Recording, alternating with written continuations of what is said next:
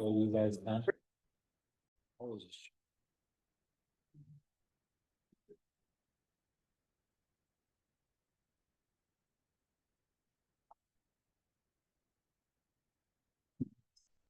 No, you guys want $6. And I can't get you.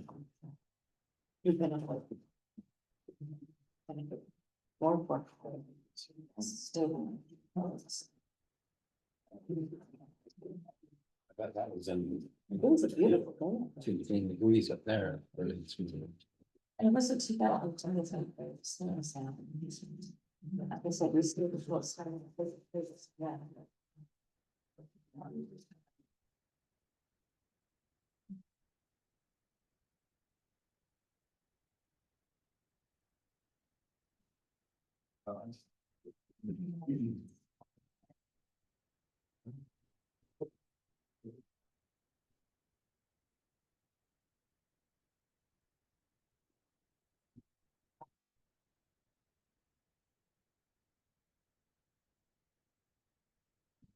So Tammy, can I ask some questions? Yes, please do. I wanted to understand what a laydown yard is. A laydown yard. In this instance, a laydown yard is a place to stage equipment while an area is under So that's a construction. temporary thing. This is a temporary thing. Rocky What Mount- does temporary mean in this situation? That's a good question. You want to answer that one, right? Yeah, on this one. There's the ability for them to do it for 12 months without a conditional use permit. Yeah. And then after that time period, typically a 6-month or 8-month time period is what we'd be looking at. And so what is it with, is it Rocky Mountain Power? What are they working on that requires this? So it's the power poles that they're putting up in the valley. So it's the replacement of the bigger ones. The smaller ones, they're putting Not over. the tower poles, What's that? not the tower poles that go over the divide, but over through. I don't believe it's those. Rocky Mountain will be here. They can answer those questions, Okay, but, there is a gentleman that cross property. That's in manufacturing as well, and I'm sure he'll be here. And if you want to take comments, you can on that. None of these you don't have to, but you can. And, I know he's been upset about it, but, their 12-month expired and, they're in violation of that right now. And so we told them, you need to get your conditional use permit so you can come into compliance. And so that's what they're doing right now. And for this is more of a life safety issue. We haven't been pushing that as hard as we probably could have with code enforcement, but we're wanting to make sure everyone has power up there. And so that's, Who brought this? Or to the agenda, did it be our, person? our code enforcement. Okay, Yeah, we said, guys, you've got to get this taken care of. And so that's why it's there. were they fined or anything? No, we haven't got to that point yet. Typically we give them a notice. And then they have a certain period of time, and if they work with us, we work with them. Did they have to pay a fee or anything? Not right now, they haven't reached that, because when they start working with us, we work with them. There's no fee to get to this point. Oh, to the conditional use permit, yes, they did have to pay a fee to get on the agenda. That's a nominal. Yeah, it's not a lot, but yeah, they did pay and submit the application. the other one I had a question about is. And maybe I shouldn't be surprised. Why are we dealing with a bed and breakfast request? Well, let Tammy answer, this is her item. so. Because bed and breakfasts are conditional use in many of the zones, and conditional use permits for the time being go before the planning commission. If you've read through this, you know this is pretty straightforward. It's a bed and breakfast dwelling. It is at the bottom of the ski, right at the bottom. It is directly across the street from their northeast corner of the ski area. They already own a 5-bedroom residence. They have 2 vacant bedrooms, so they're looking to utilize that as part of their bed and breakfast dwelling. When we look at potential additional impact, we're looking at how that affects infrastructure. One of those being what they have on site. So they actually were proactive and reached out to Weaver Morgan Health Department to ensure that the existing septic would work with what they're proposing. The septic has already been sized for a 5-bedroom residence. Health Department sees minimal additional impact as a bed and breakfast dwelling. What about parking? So they, Removal? yeah, so in this case, they are, we've discussed this previously, they are required to have hard surface parking.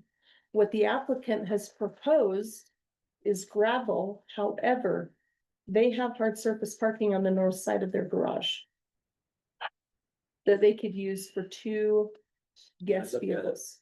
Is Mhm. that in the back of the house? It's on the north side, it's on the side of the garage. What they're proposing goes behind the home to an accessory residential structure, a big garage. They're proposing gravel parking over there. They're welcome to use that, but they will, per our ordinance, have to install hard surface for that. And that is something we look at prior to issuance of the business license and the conditional use permit itself.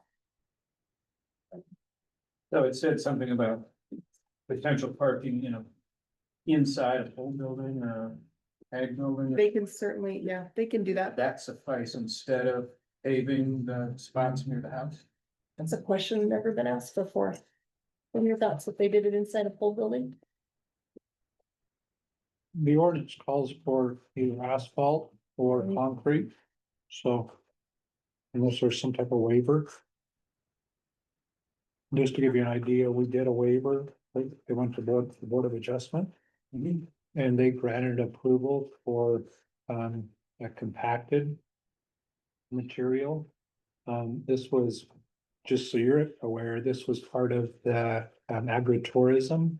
Permit that was up, going up Monty on the south side. On the. It actually is on the east side. Oh, yeah, 'cause Uh-huh. it curves. It kinda. curves Yeah, up and that's heads right. north, and it's on the east side of 39. So there is the ability to do that, but right now they have to do asphalt or concrete. And maybe inside it is concrete or asphalt, I don't know.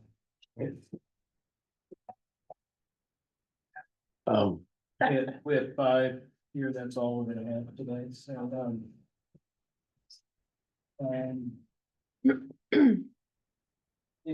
so Janet's not gonna be here, so I'll we can meet him today. I have one other question. Can you explain? I'm trying to understand this treatment facility, wastewater treatment facility. Mhm. It says that the treatment will occur off-site and then be transferred to what does that mean? So Nordic is in the process of installing various phases of their wastewater treatment system, Sewage, right? okay?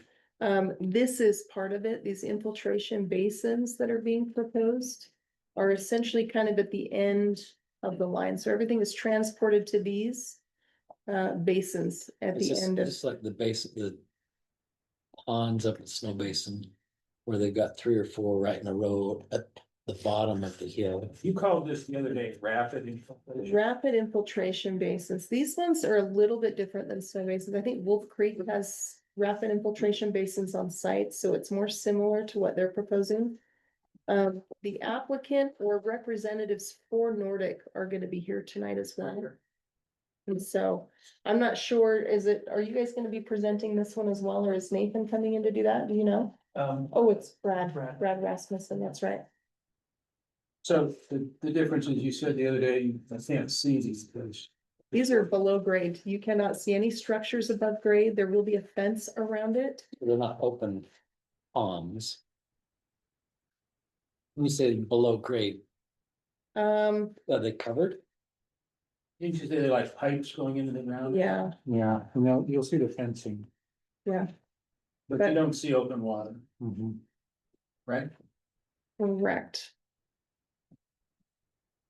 That's our understanding. You move So on. is there a contained It tank? is contained, yes, Okay, This is treated water, correct. so good for irrigation. They're not, they don't have permission to use it for irrigation, but it meets or exceeds drinking water standards by the time it gets to this point. The only ones that have received it for reuse is some of Wolf Creek that they put back on the golf course. But this one hasn't received that. Could they use it in theory if they had approval for snowmaking? That's one thing that we've talked about, but the state hasn't allowed that yet. But that's something that's good. I'm just thinking out loud, could there be a stipulation that says they can do this, but they have to proceed or should proceed to seek approval at some point when the state allows that and use this for snowmaking as soon as it's allowed? Courtlan, that's more of a legal question. How would that be tied to the specific approval here? That's what I'm asking. Yeah, I mean, if it's not part of the request right now, I don't know. I'm not sure, we could encourage them to work with the state, but I'm not sure if we could require them at this stage of the game. So nowhere, to your knowledge, nowhere in the state does any ski resort use processed water for snowmaking. Not that I'm aware of. I don't think that that's an allowed use at the present time. It's definitely been discussed, but Even though you can put it on the golf course as irrigation, right, you can't at this point spray it up on the hill for. not that I'm aware of.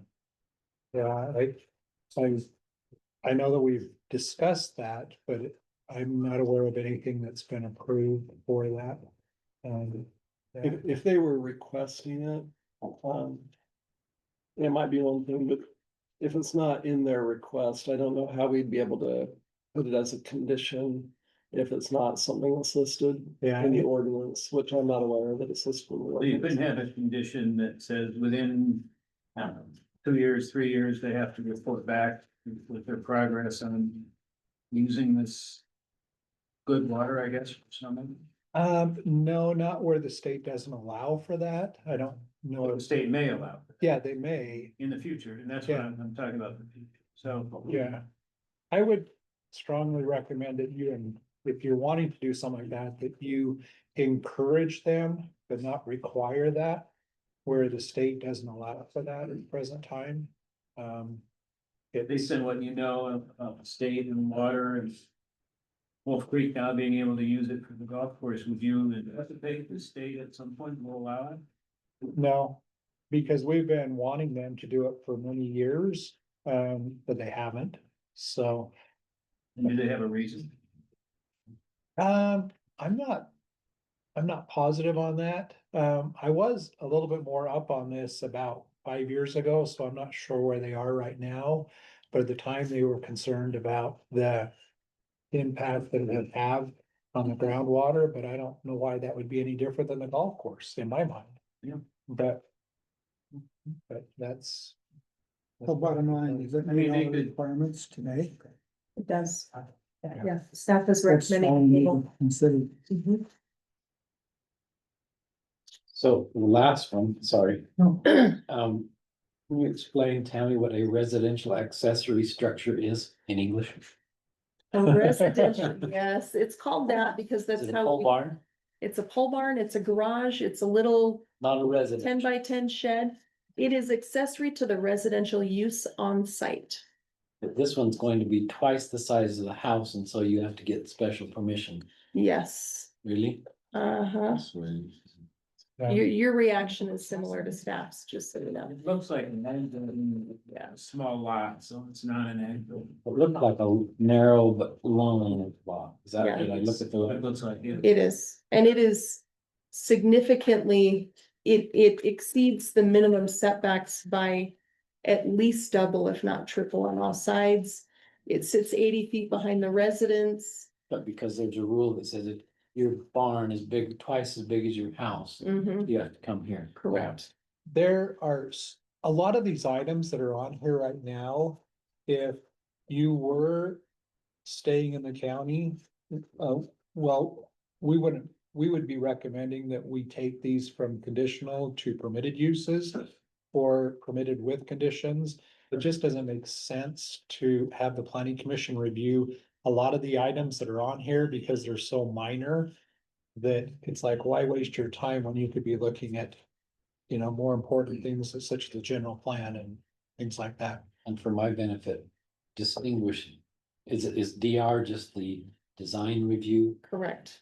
So what does that mean for us? They just want to ask if it's okay if they design a building. Well, what's interesting in this case where it's a residential use and it's not a commercial design review. We're not gonna require, we don't have landscaping standards, we don't have architectural standards. They have to meet the minimum setbacks for a large accessory structure in that zone. They have a maximum height. Which in this case, because they're set so far back from the lot line adjacent to the right of way, they can go up to 35 feet, which is the maximum height for a dwelling as well. So all of the standards that we would apply in a commercial situation with design review, we really don't look at here. Okay. Thank you. Yes, So bottom line, somebody arbitrarily decided if you're twice as big, you gotta come here. mhm, Yep. pretty much. Yeah, there's a lot, like I said, a lot of the stuff that's on the agenda tonight, I don't know, it's pretty minor stuff.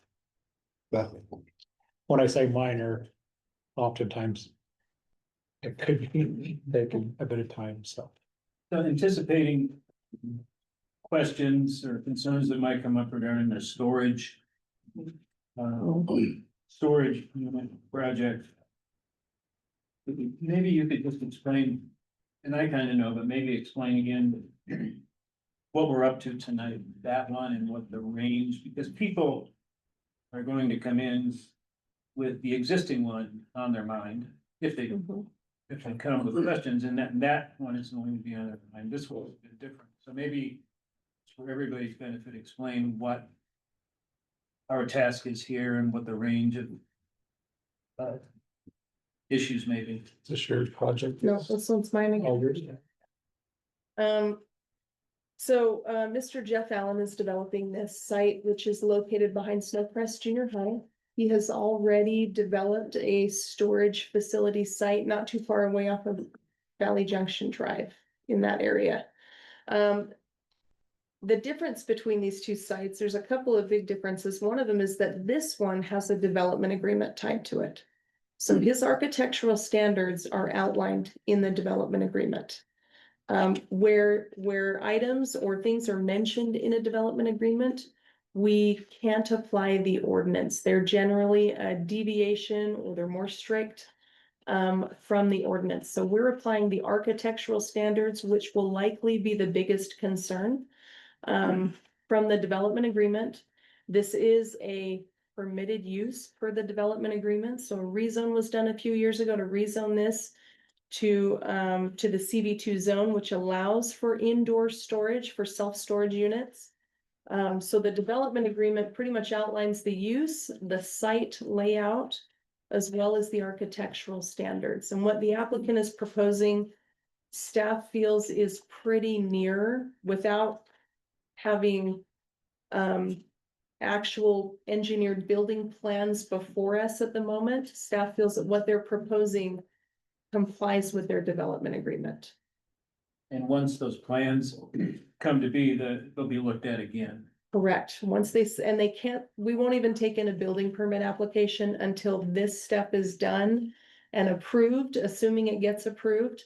It may be approved with conditions and those are then transferred over to the building permit application. I think this was the one that I believe it was Jan Fuller. Submitted a public comment about. Yes. A wastewater. Yes. Requirement. It is right by the. What is it, the North Fork River? Mhm. Does it border the North Fork River? I think the river cuts through it on the north side. And then as it heads south, it deviates further away from the parcel So boundaries. I would guess. Storage sheds don't typically include a dump station for trailers. We don't typically have, But is that something that can be? we have had a few applications on this site for this use. And that has been discussed previously, and that could certainly be brought up tonight.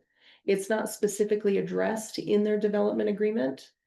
We haven't required feasibility for water and wastewater, given the proposed use. But that is certainly something that could be brought up and likely should be brought up by the planning commission tonight. So, Tammy, is this the one where you go past Snowcrest and then down the bottom of the hill?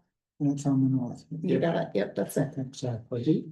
They're gonna pave it My all over recollection with is asphalt. yes. we spent tons of time on this. About Mhm. the kinds of trees that can be there. Mhm. There's no outdoor storage for vehicles there, everything's indoors. Everything is indoors. So that would limit the number of actual RVs that. Right, they also have landscape and buffering standards because there is a residence on the east side. So they do have screening standards, which include, I believe the development agreement calls out an 8-foot berm on that side. They would also have to address any stormwater runoff and meet engineering requirements for that. So they'd have to have a detention basin and things like that, so that that's being addressed. That will be addressed as final plans in the. Correct. Does that include? You know, somebody changes the oil in their RV there. And it ends up on the asphalt and then this, Yeah. so it's gotta be, there's gotta be something to catch that. Correct. That's what you put the stormwater retention. Yep. Yeah, and to give you an idea, there was some storage units built along the Ogden River, and they had to put in a separator on there so that nothing went into the Ogden River. In their storm sewers. Yeah. So But that's not something we need to address. that's something engineering would address, but if you felt more comfortable making that a requirement, you could, but it's something engineering would address. Because they're required to. Well, when you say engineering, as of December 31st, the county engineering won't be overseeing. Is that a state rule then? It is, they would have to, Whatever it is. well, whoever ends up, in the new city, they're gonna have to address it. Cause it's a requirement. So whoever they contract out with it for engineering, they would have to address that. I think this is the side of the infamous gravel pit. Yes, it was, yeah. They were proposed, or somebody was trying to do a concrete plant in that same area, Yep, yeah. yep, yeah. Yeah, that was a fun one. Snowcrest Junior High. Rick, may I make a comment? Yeah. Yeah, and you may have mentioned this, but, the development agreement already does say that as to wastewater disposal, no gray or black water dumping shall be allowed on the site without a dump station that meets all requisite standards and regulations for the location. And then it does talk about drainage facilities. The areas of the site accessible to motor vehicles or watercraft shall be drained away from the river corridor. The drainage facility shall be constructed with an oil grit separator if required by the county engineer. So there are a couple of provisions of the development agreement that address some of those concerns. Thanks.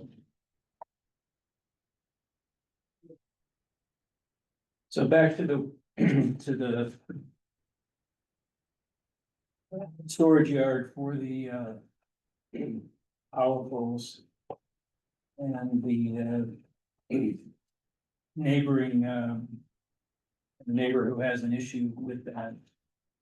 Based on, past history, other than not seeking the proper permit at the right time, have they had any other, complaints, or has did code enforcement note any other, problems on that site? No, No. Just the fact that the year expired and they had not stepped back in. Continue. So any dirt, dust, noise, traffic was all within normal bounds? But I'm aware, is it? Yeah, yeah, it was. I mean, depending on how, I mean, I wasn't out there to witness any type of dirt, dust and noise, so. I mean, some of the local business owners, they were, I believe it was Christopher Cross that provided that comment. Yeah.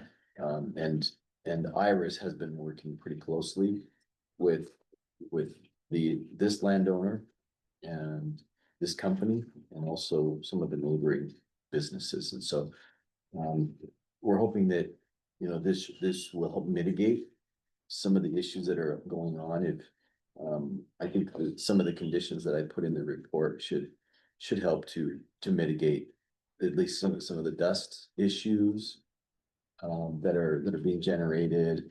I would imagine some noise as well. Their hours of operation.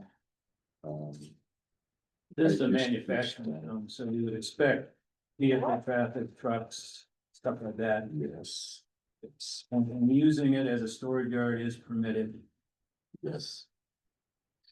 Yep, and so that's one thing that the manufacturing Valley One, MV1. Has a list of uses. In this case, it mentions construction laydown match. And for a 12-month period. So from my understanding, they're continuing to work in the valley. And with Rocky Mountain Power, and they anticipate the need for an additional 16 months. Of time to finish up that contract. Oh, 16 months. I'm sorry, 16. Yeah, 16 months, yes. So what the approval today.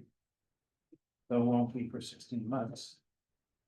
The approval today would be, If it's approved. if it's approved, they're actually asking to operate this laydown yard for an additional 16 Okay, months, and that's okay from the county's perspective, I guess. that period of time. But didn't they say that they would only probably need about 6 to 8 months to have it finished? 6 to 8 months, I'm not sure where that information come from, but the 16 months came directly from the applicant. Oh, okay. Yeah. It's good to know. That's my understanding. So Portland, last thing, 2 minutes, I saw here, you're gonna some sort of education on public clamor. How does that play into an agenda that's all administrative where you're not supposed to, I guess, listen or use public comment to make your decisions? We'll talk about Oh, that. okay, Yeah, so it's that's part, part of your, part of the training. so, just so I'm clear, because we'll have to decide to hear or not hear. Are you suggesting we don't hear public comment on this type of an agenda? Not necessarily. The big question is, does the public comment speak to facts that have any bearing on the actual criteria for the decision? Okay. In other words, does it comply with the applicable ordinance or not? And if it does have something to do with that, then it's something you can take into account. If it is essentially opinion Mhm. and unsupported by facts, or if it's just, I don't like this, Right. then it's more Okay, inappropriate. okay. I think we did this kind of training a few years ago, when some hot button items were coming up and. Just have Courtlan talk about the law before we jump in here. Yeah.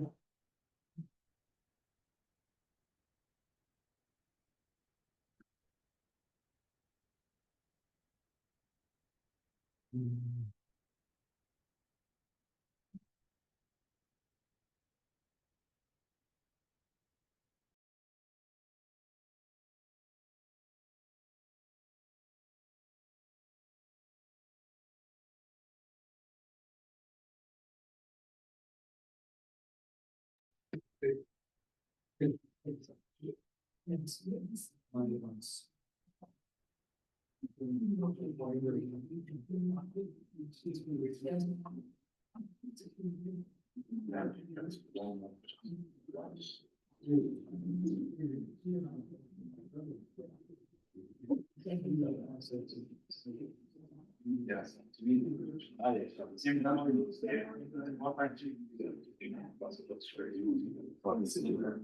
Sit right down, yes, as we're going first.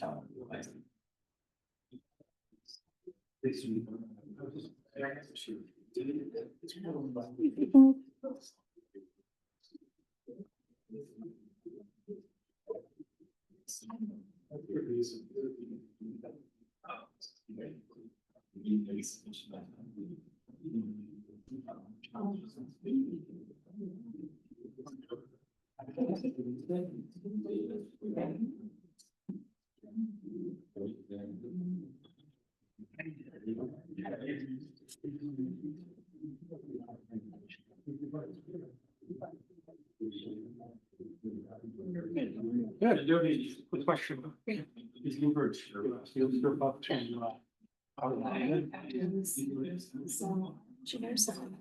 Okay. Yeah, I went up there. We can only do some, because it smells so wet.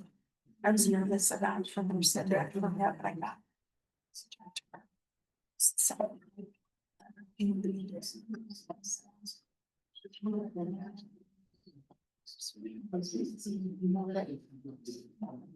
Instruction. Sure, that I would choose it.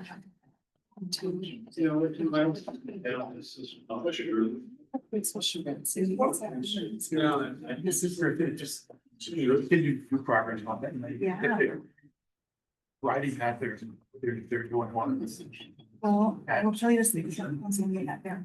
You cannot do that. Tell me we can't do that. But he indicated he might have. It's getting a lot, already now with the rain and all that. Yeah, yeah. No, 2 mile hike. I agree. Yeah, I'll touch base. Sure, I'll reach out to you later this week and see if we know anything. Long as it's fun going up there. It was fun until they got to that point, and I thought, I don't think I wanna take a county park. Yeah, I was like, I thought. You gotta trim that. That was just, I didn't know where I was gonna throw it. It was one of the people's. Yeah. So, nice. Thanks, so well. Good to see you.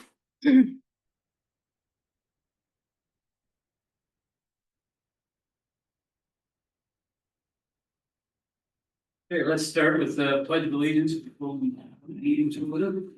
So. Please all rise, because of your heart. Please repeat with me. I pledge allegiance to the flag of the United States of America and to the republic for which it stands, one nation, under God, indivisible, with liberty and justice for all. Please see it.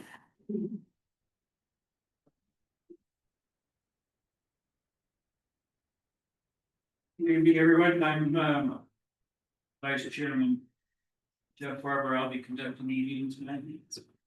Tonight in attendance, we have myself, Commissioner Thrower, Commissioner Burton, Commissioner Morgan, Commissioner Gross. Absent tonight are Commissioners Wampler and Worland. Our first item on the agenda is some training with our legal advisor, Courtlan.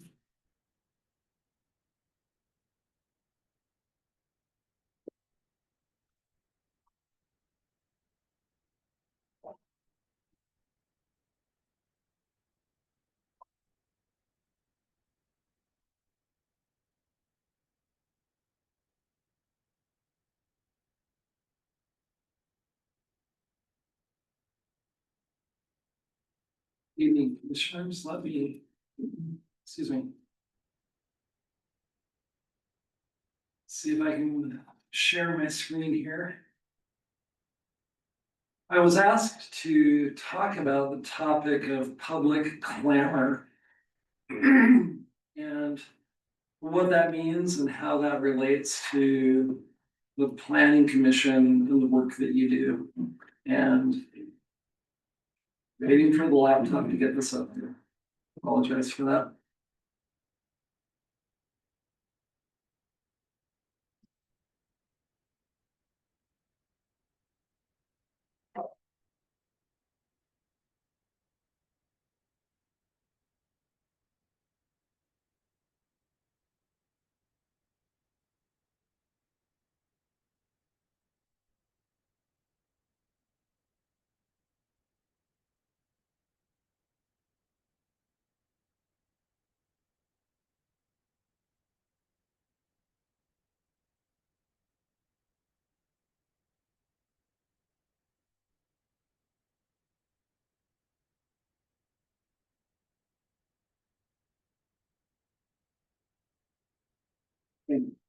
So.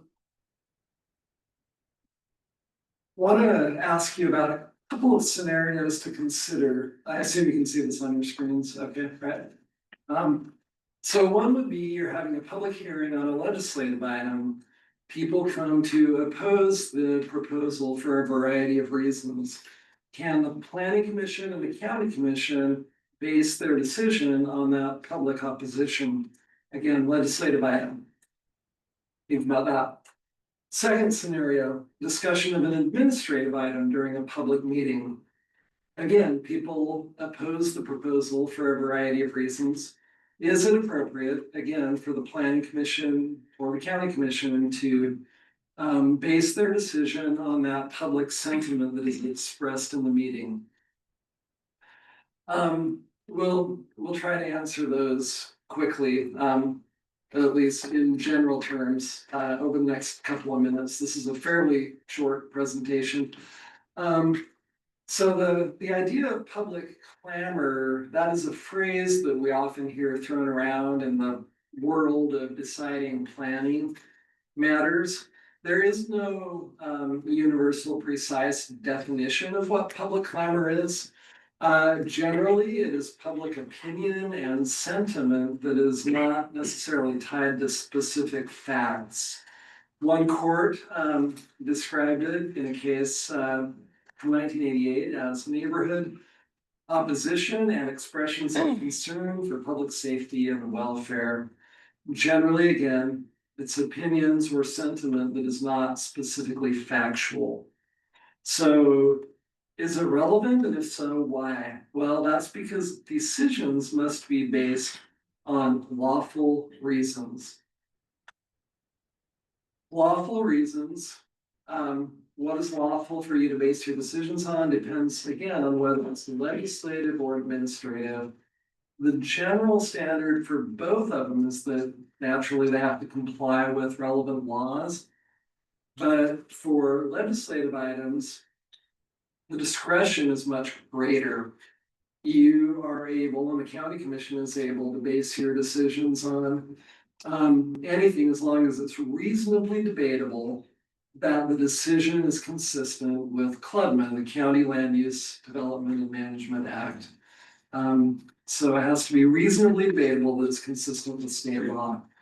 On the other hand, for administrative applications, the question courts will ask is, was it supported by substantial evidence in the record, as opposed to being arbitrary and capricious?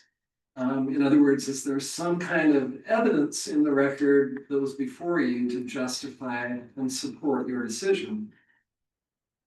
So is public clamor a concern?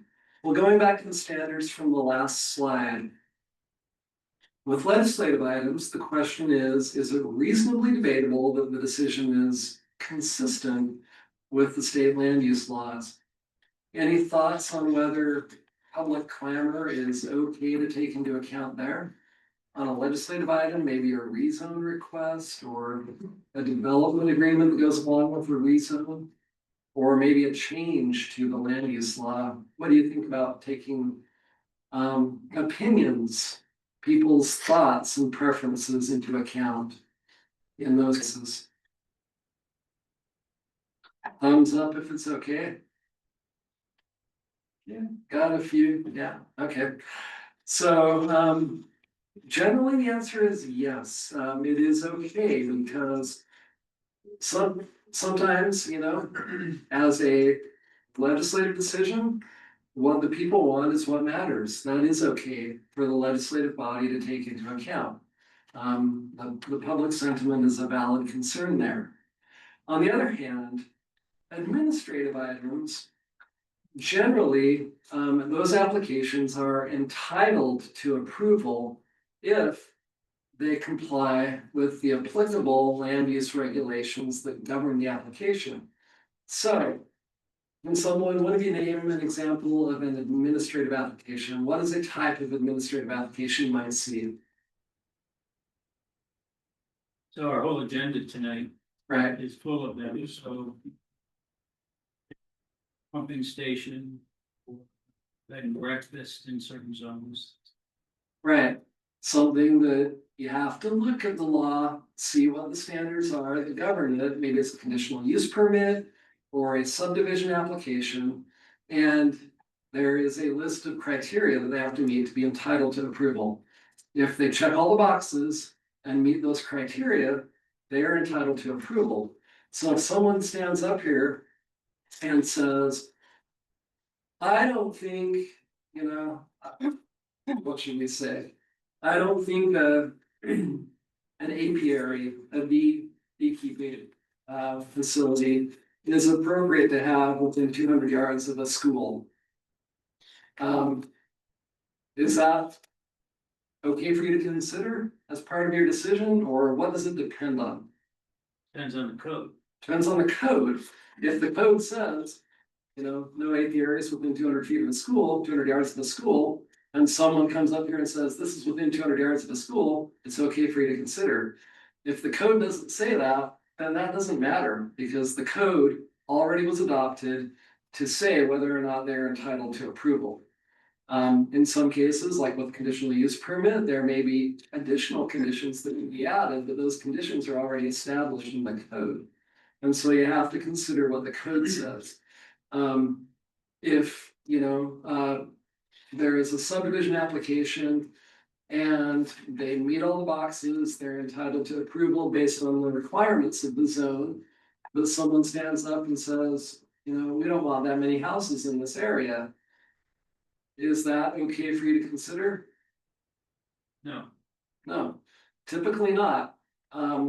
Again, if there is something in the code that somebody brings up, maybe somebody brings up, something that's kind of black and white, factual, or that merits further investigation that relates to one of the requirements in the code, that is okay for you to consider. You can either, make your decision based in part on that, or maybe at times it might be enough for you to table your decision and require further investigation or facts to be brought before you to help you decide whether or not it is relevant to your decision.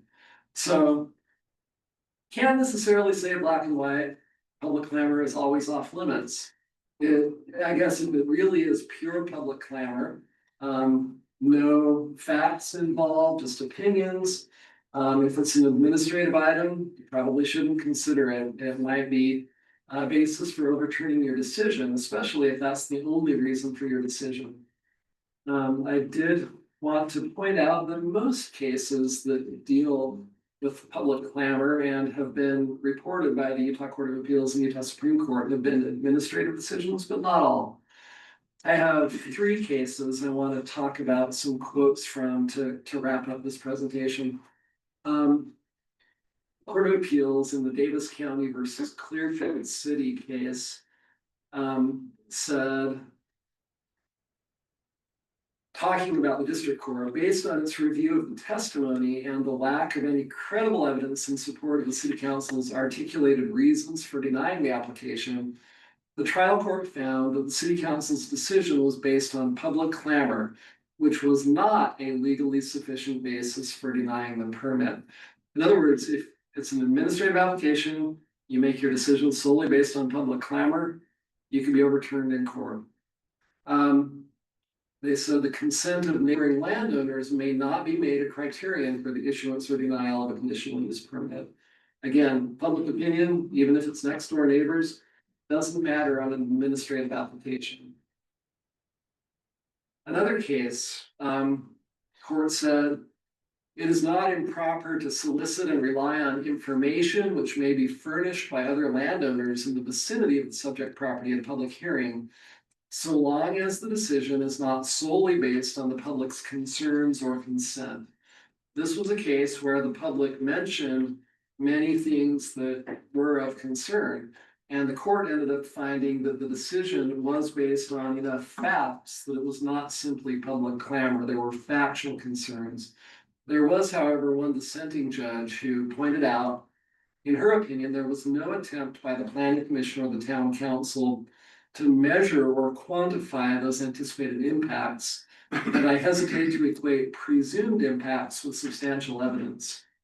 If just one other judge had agreed with her, the case could have been overturned just like that. So the fact that people mention things that can be objective, that can be quantified, is not necessarily enough to take it out of the realm of public clamor and allow you to consider it. If people come up here and say, I have concerns about their access to water, I have concerns about their parking, too many cars on the road. Maybe those are valid concerns, maybe they aren't. It really depends on how factual and specific it is. And again, on what the code requires. Basing it solely on concerns like, we feel like there might not be enough parking and enough water, that might get you overturned. But if there are quantifiable, objective concerns that are tied to compliance with the code, that may be something you can base your decision on, or at least look into further. Last case I'm going to mention was actually a legislative item. I believe it was a rezone, and the court said very clearly the public clamor doctrine has no application when a legislative body acts in a legislative capacity. A city may rely on the concerns of interested citizens when performing legislative functions. So again, unlike tonight's agenda, if you were dealing with a legislative item, you would be able to validly take into account the concerns and even the opinions and sentiments of the public. So I kind of breezed through that. Do you have any questions?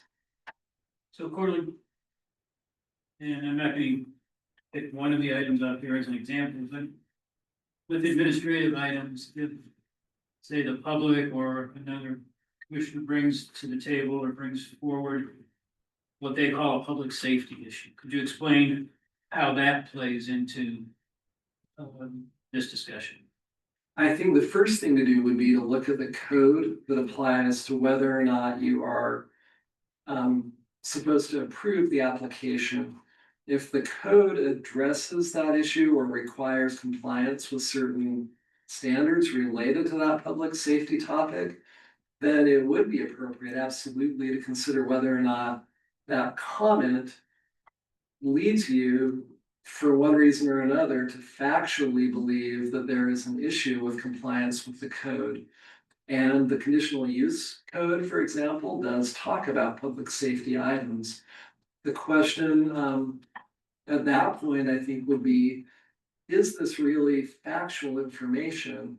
And if so, what does it say? How specific is it? Or is it just in the nature of kind of a generalized, oh, we believe this is going to be detrimental to public safety, without articulating specific reasons? And again, maybe there will be times when you think you need to get further information or ask other questions, whether you're asking the applicant or asking staff to provide clarification on that. So it really does depend on what the code says and how factual the concerns are. Any other questions? Okay, so again, not always a super black and white thing, but be careful with taking public clamor and using it as the basis for your decisions, at least on administrative item. So Courtlan, that's a good reason to have detailed findings when you do make the decision. Absolutely, and yeah, occasionally I've asked for a little bit more detail or clarification on the findings that you mentioned in a motion, but that is for precisely that reason, because a court will look at the written record, the minutes, anything that is recorded as to what your findings are as the basis for your decision. Yeah, thank you. Commissioner Burton, also when you're dealing with administrative items, there's the possibility of those being more strongly appealed to the Board of Adjustment. And so those findings are really critical when it goes to the Board of Adjustment for them being reviewed properly. So if you don't have the right findings when it goes before them, that can affect how the board votes. Thank you. Okay, our first item of business tonight would be the minutes from the July 22nd, August 5th, and August 26th meetings. Those minutes were included in the packet. Does anybody have any comments or corrections for the minutes? Were any comments or corrections submitted by the commissioners who were not here? Commissioner Wampler submitted some corrections. So hearing that, call for a motion. Move to approve. Second. Second. All in favor? I, Any opposed? So fast. All right, the first administrative item tonight, 3.1, CUP 2025-22. Rick, can we have the overview on that? This is an administrative item. You'll just be looking at the code, making sure it meets those requirements for a conditional use permit. On this one, we will have the applicant present first, and then after that, Ms. Aydelotte will present, and we'll go to that. Okay. I'm gonna pull up a site plan for the applicant, if that's okay.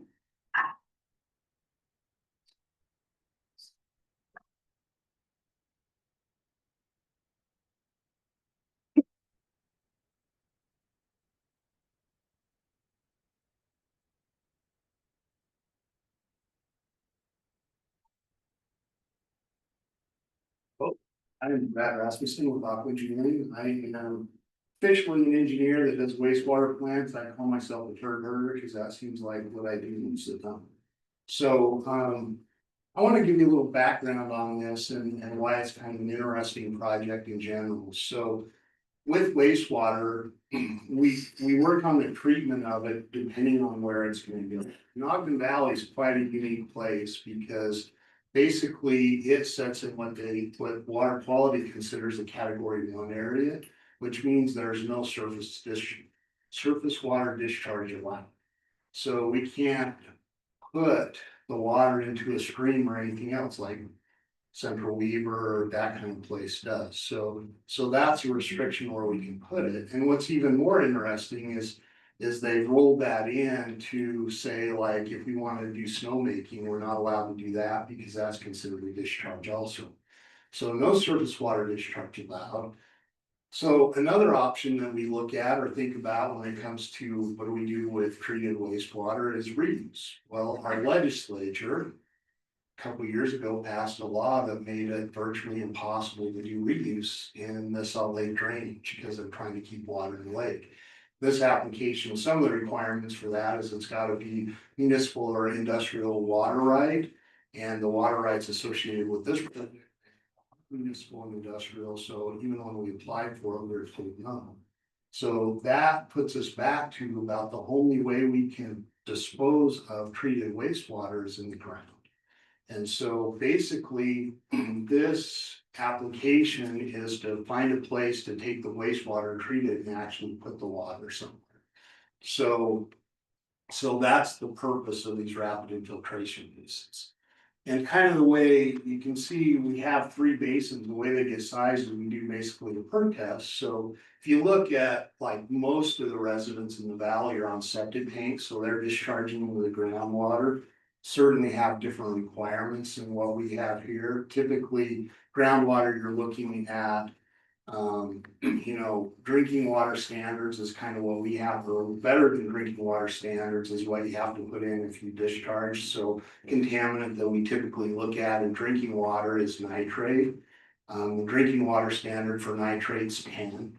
Typical septic tank discharges nitrogen nitrate on the order of 45 to 65, which is significantly above that. This facility is going to be required to be about 2.5. So a couple orders of magnitude less than, say, a septic tank. And so what we're looking at here at this side is how do we get the water in the ground? So we effectively did a perk test similar to what you do with a drain field. And then you, based on the design criteria from EPA, you take whatever that rate of water goes in the ground and you multiply it by 10 to figure out how much surface area you need. And then you do 3 basins. So effectively, the 3 cells that we have associated with this is like 30 times bigger than what it takes to put the water in the ground from just a pure perk test. And so there's a few reasons for that. And it does a few things for the site too, because what it means is most of the time these cells are always gonna be dry or very little water in it. The way it'll be operated is they'll put water in one cell until it fills up and fills up. Because eventually you build a mound of water underneath these cells and the water backs up into those basins. And then you move it to the next basin to let it relax and kind of move out of the way. And having 3 basins also allows us at times to go in there and say clean them out, because sometimes you'll get sediment or algae might grow when there is water in there, which will blind that soil, so you can clean it out. So that's the reason that there is 3 of them, and that's kind of the design criteria for that. So effectively, most of the time they'll look basically dry. They're all built down in the ground because we want the water to go in the ground. On the surface, you know, we're gonna have a fence going around it to protect people from going in there, but that's basically what's there. So essentially this site is a way to dispose of treated wastewater. And we need the conditional use permit to be able to allow us to put it in the site. Any questions? So could you just clarify? There will be or will not be times when somebody looking at this will actually see water as if it was a. There will be. So basically, when I say you put water, so it'll basically turn water into one cell. And it'll go in there and go in there and go in there. And like the ones up in Heber that we have, I think they were having water in there for about 1.5 years before it started filling up. And so then we'll let it fill up. They're about 6 feet deep, so they'll let them fill up to about 2 or 3 feet, at which point they'll turn it off and direct water to the next one and then let that water go. So when there's no water, it'll just look like an empty pond or something. Right. You mentioned snowmaking in the beginning of your talk here. And we had talked a little bit about that offline. And here in the valley, up in the valley, there is a discharge of treated water for allowed to irrigate the golf course. It's fairly recent. Rick, when was that allowed? When did that begin to be allowed? Just this summer? No, that, are you referring to the reuse? Yes. On the golf course? Yes. That's been allowed for a few years, but now that's grandfathered. They won't allow anymore. Okay. To go on there. That's grandfathered. Yes, Well, they have allowed. Maybe I can clarify Sure, some of that a yeah. little bit. So back in, I think, 2016, they created the first, what they call reuse law. And it basically happened because Salt Lake Sanitary District #1 wanted to do a scalping plant project where they took the water out of their sewer line and treated it good enough to put it on a golf course. And in a lot of places, if you go outside of Utah, the water becomes the treatment plant's water when it gets to it. So Arizona is a prime example of that. They do tons of reuse. Water gets to the treatment plant, it becomes their water. They use it, whatever they think is beneficial, and then they can let it go. Well, at that point in time, the people that control the water, I'm gonna call them the water buffalo, says, wait a minute, we have water rights to that water. And we want say in what can happen to the water. So they basically created a law, and the gist of it said, if you want to do reuse, you have to go to the water right holder and get a contract with them to do it, or you have to have the water yourself and you have to apply to the state engineer to get permission to do reuse. So what you're talking about, that reuse stuff went in effect, but back in 2023, the legislature with the objective to save the Great Salt Lake, keep water in it. They said anyone that is within the Great Salt Lake Basin. I need to back up one more thing. The other part of the requirement is the water right has to be a municipal or industrial water right. So you can't take a domestic water right and get permission to use it. It has to be a municipal or industrial water right. And so in 2023, the legislature said, hey, the lakes get low. One of the ways that we can help protect the lake is change what's required for reuse. And so they changed it in a couple of ways. And the big one was they said, okay, if you're going to do reuse, you have to find as much water as you can, or take the water that you would have discharged and release it in the Gray Salt Lake. So now you have to find additional water rights to direct them to the Gray Salt Lake to make up for the water you put on the ground. So that was one of the requirements in that law. So in the 2023 legislative system, they said, everyone that wants to do this can get a waiver if they apply for it by November of 2023. So there was 48 applications. And basically everyone thought as they turned it in that they'd get a waiver from that replacement thing. Because that was how all of us guys interpreted the law. Well, since then, they came back and said the replacement plan was part of section 2, not section 1, and that waiver didn't apply to section 2. So as of right now, I think those 48 applications that were turned in November of 2023, I don't believe any of them have been acted on by the state engineer right now. And so there's a lot of kind of trying to figure out what's going on with the reuse. So there's some ability to do reuse. In fact, St. George's water system, where they're on the Virgin River, they're being encouraged to reuse water there. Their master plan, you probably heard of St. George going to build a pipeline from Lake Powell to get water. Well, they ran into environmental problems with that. Their current plan right now is to do reuse and actually treat it to the ability to take it into their drinking water system. So that's their plan right now, but they don't have to, they have no water that they have to replace to the Great Salt Lake. So in Ogden Valley, they have that replacement problem, but the water rights associated with this project right now are domestic water rights. So we actually applied to the state engineer and said, wait a minute, we need municipal water rights because we would like to do reuse. That seems like a smarter thing to do with water than our other options. And the state engineer said, until you have, can't remember, 16 connections, you can't even get it to be a municipal water right. So you can't even apply to do reuse for it until you get to that point. So we're a little bit stuck in what's available for disposal of the water. So if it were allowed by the state in the future, would this water we're talking about tonight be suitable water for snowmaking? So snowmaking and reuse are two different things. I mean, they're similar. So reuse to apply it on ground, it's suitable for that. The reason the water is suitable for snowmaking from a water quality standpoint, but when basically Snyderville Basin applied to do snowmaking, and when the state looked at that application, they decided to consider snowmaking as being discharge. So basically what they said is you can't do snowmaking in Ogden Valley because no discharge is allowed.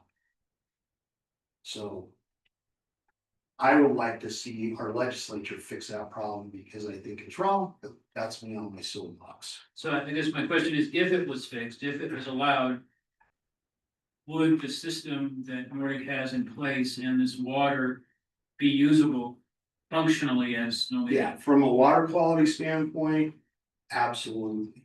From all the rest of the things, that's where the problems are. But I mean, the treatment we're proposing on here is higher than any treatment plant. It would be.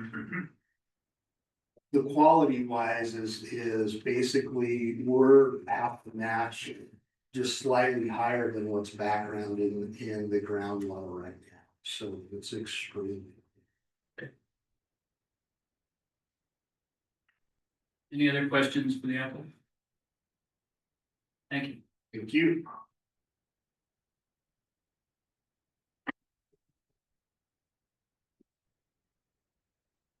Okay. When an application like this is submitted to the county is tasked with, first of all, defining what the use is. This is a public utility substation, which is a permitted use in all zones with conditions, right? A conditional use. And so we have a set of conditional use standards that we look at. These are outlined in your staff report. And I'll touch on them here. If I can, let's see here.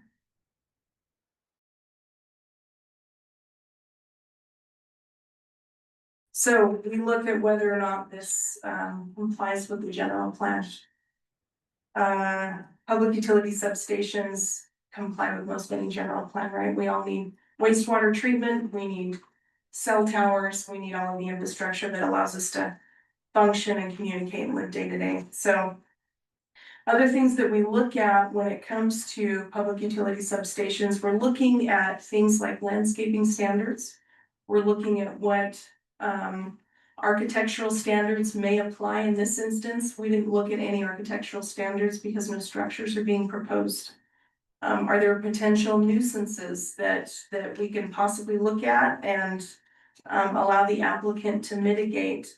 And when we looked at this, I'm just gonna kind of go through the staff report. I've got several reports. I don't want to conflate any information between them, so. Applicant again is requesting a conditional use permit for installation of 3 80-foot by 170-foot rapid infiltration basins as part of the Nordic wastewater treatment system. This is in the agricultural valley 3 zone, and it does allow for a public utility substation as a conditional use. And it is reviewed typically as an administrative review by the planning commission. Sorry. We look at, when we're looking at safety aspects, the applicant is proposing 3 basins with fencing around it. Our fencing ordinance applies to most everything except public utility substations. So they can propose a more robust fencing around this. More than, 6-foot chain link or vinyl fencing, which you may see in a residential area.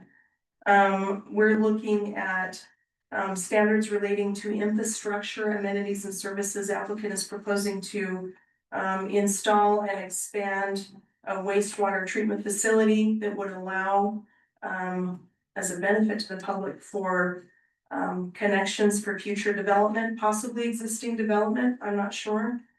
When we look at environment, we're looking at landscaping standards. How are they gonna make this site not look either out of place or look like a nuisance to the neighbors? They are adjacent to residential development, they're adjacent to Liberty Park. We want to make sure that this looks nice. And the applicant has proposed to maintain the existing landscaping, so a native seed mix. We have asked in this case for a formal submission of what that looks like prior to issuing the conditional use permit. And that conditional use permit is issued prior to building permit, just so you're aware of kind of where that fits in the steps. We're looking at setbacks for a public utility substation in the AV3 zone. The applicant more than meets those setbacks, and we will again look at those at building permit as well. When we look at traffic, the applicant is proposing to access the site with an access road.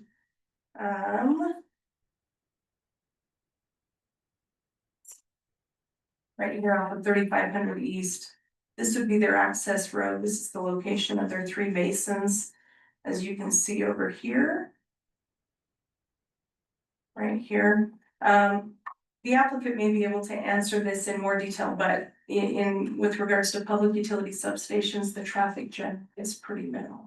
So we don't anticipate a quantifiable impact from a traffic standpoint. Given everything that the applicant has proposed, looking at it against the ordinance and the general plan, staff would recommend approval of this conditional use permit. Request subject to recommendations outlined in the staff report, which we've requested a formal application for their landscaping plan. But outside of that, we would also ask that they meet all review agency requirements based on the findings outlined in the staff report. Do you have any questions for staff at this time? What are the standards for the basins? Are there any, What type of standards are you referring to? well, for building those basins, they don't just dig a hole in the ground, do they? Their engineer can probably answer those questions better. When we're looking at setbacks, we're looking at use and height if there's a structure proposed. Maybe for any similar situations that have been developed in the valley, have you Has there ever been required any sort of tall landscaping or trees or shrubbery to block the view? Has that ever been required? With public utility substations, occasionally, depending on the amount of residential development nearby, there have been requested fencing or even natural screening of trees nearby. We don't see too many public utility substation applications without any structures proposed. So, again, fencing requirements, we would normally apply, but not to a public utility substation. Those, they're exempt from those, at least in our ordinance, so. Did that answer your question? Sort of. In this case, the fencing that was mentioned, that's the applicant's desire to put the fence in. Correct, that was part of their proposal. Considering there'll be open water there. Hmm. It could indeed be a safety issue with open water if it's not fenced. Is that reasonable? It's a reasonable assumption with any, right, open water and no barrier or fencing, sure. So we could make it a requirement, even though they said they want to do it or they will do it, it could be made a requirement from a safety perspective. Sure.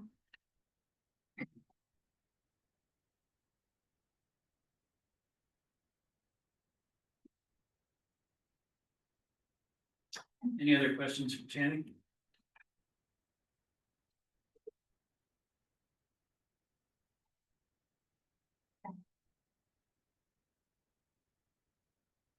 Did we have a question for the applicant? No.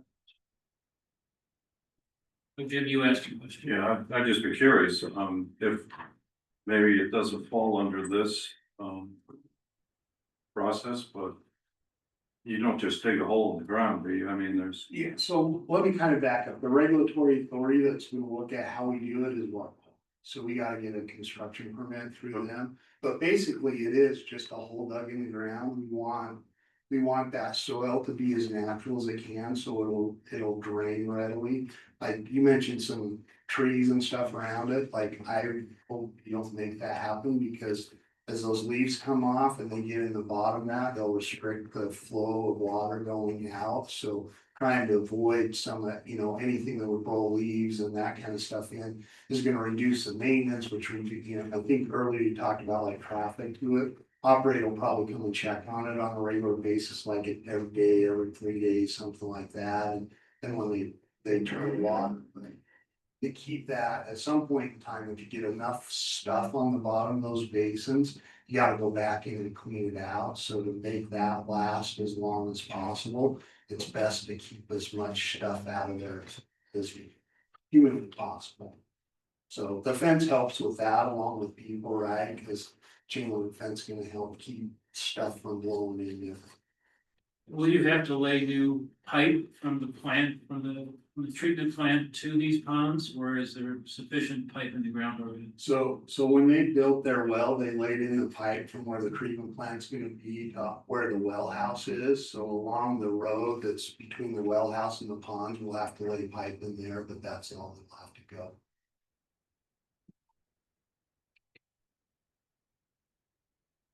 All right, any questions or conversation amongst the commissioners?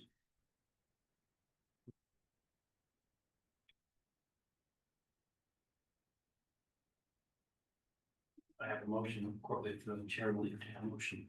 My only comment is I would hope we would, even though they said they were gonna put the fence in, I hope we would make that a requirement, since seems like a key safety issue. Just to make sure it happens. But yes. I move that we approve, I-22.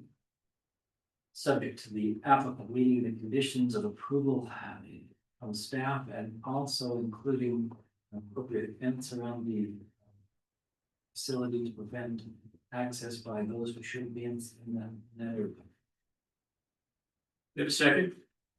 A second. A second. Call for a vote, all in favor? Aye. Aye. Any opposed? All right. Next item. 3.2, which is CUP 2025-19, request for approval of a conditional use permit or bed and breakfast dwelling. Rick, you want to run? Thank you, Chair. As you review this, you're looking at the bed and breakfast code, making sure that it's in compliance with that in the conditional use process. If you find things are in compliance with that, you need to make the right motions and findings. Next one, the applicant will be presenting and then save off presenting the study.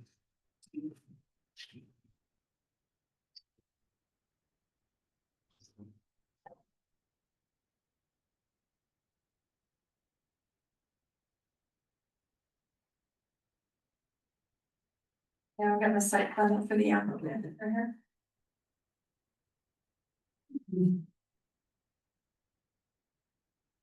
Hello, my name is Adam Detsky. Wife, or Harper and I are requesting a conditional use permit for a 12 bed and breakfast. Our current address is 2978 North 3500 East, located just kitty corner to the Nordic Village Ski Resort. We have plenty of parking on our site, 2 spaces next to our, or inside our garage, and 2 spaces to the north of our garage, as well as a horseshoe driveway that seems to have plenty of parking.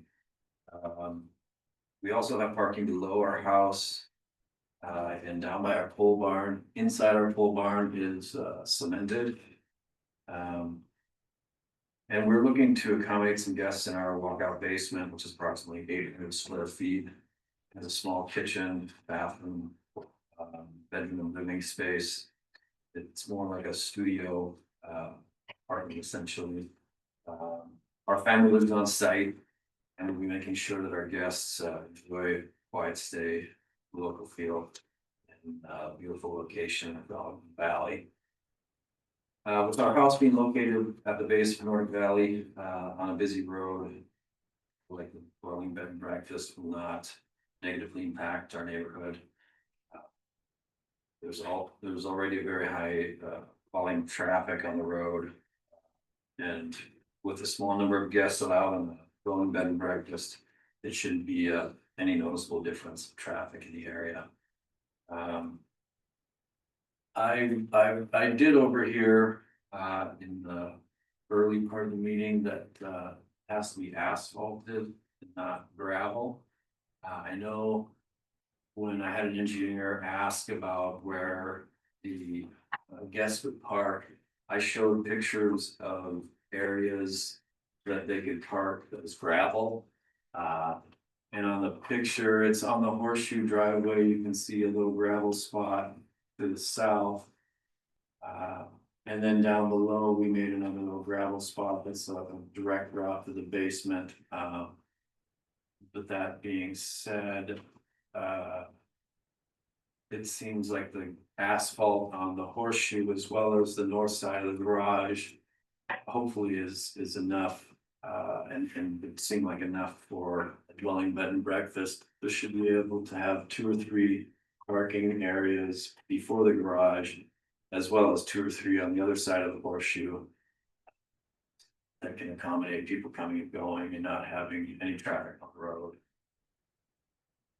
The reason we're requesting this is when we had first looked at buying property in the valley, a realtor showed us some areas in the Nordic Valley areas properties and also mentioned us that it is zoned for bed and breakfast there, and it was something we thought might be something we'd like to do when our kids moved out. We're kind of getting close to that. I know our daughter was a little opposed to it, but she's now at the age of college, and our son doesn't have a problem with it, so we figured we'd ask for this conditional use permit.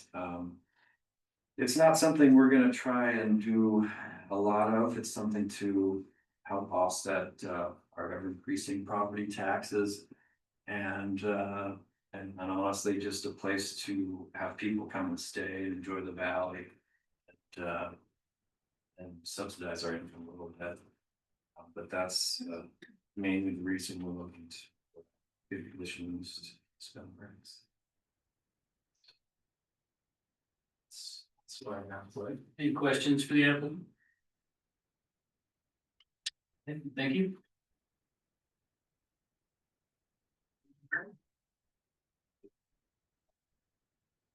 Thank you, commissioners. This application was submitted by Mr. Medetsky. And when we're looking at, we have so many different designations of short-term rentals. That's really what this is, but it is designated as a bed and breakfast, which means it's gotta be owner occupied, not just owner or host occupied, with a dwelling that allows for a maximum of 2 sleeping rooms. It's gotta be owner occupied.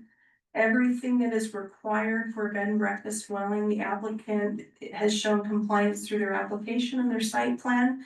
The only thing in question would be the parking. So this is located in the Forest Valley 3 zone. It's located across the street from the kind of northwestern ski area for the Nordic Ski Resort.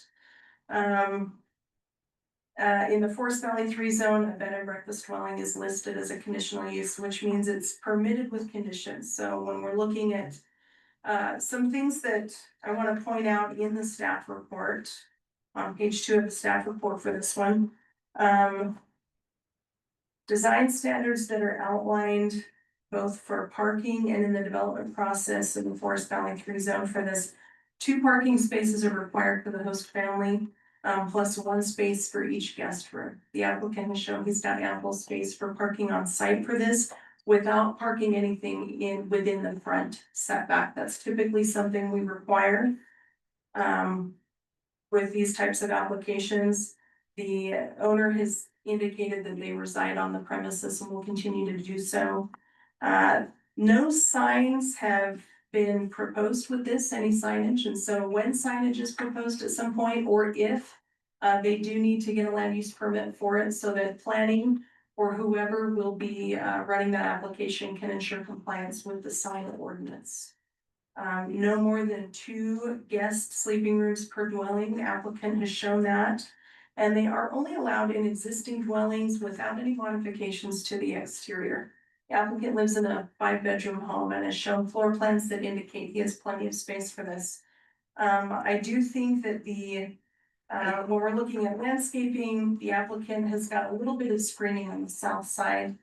Planning staff hasn't found any need to make additional requirements for landscaping. The only thing we would ask that be addressed in this would be the parking. Our parking ordinance very specifically requires hard surface parking for vehicles, which is concrete or asphalt.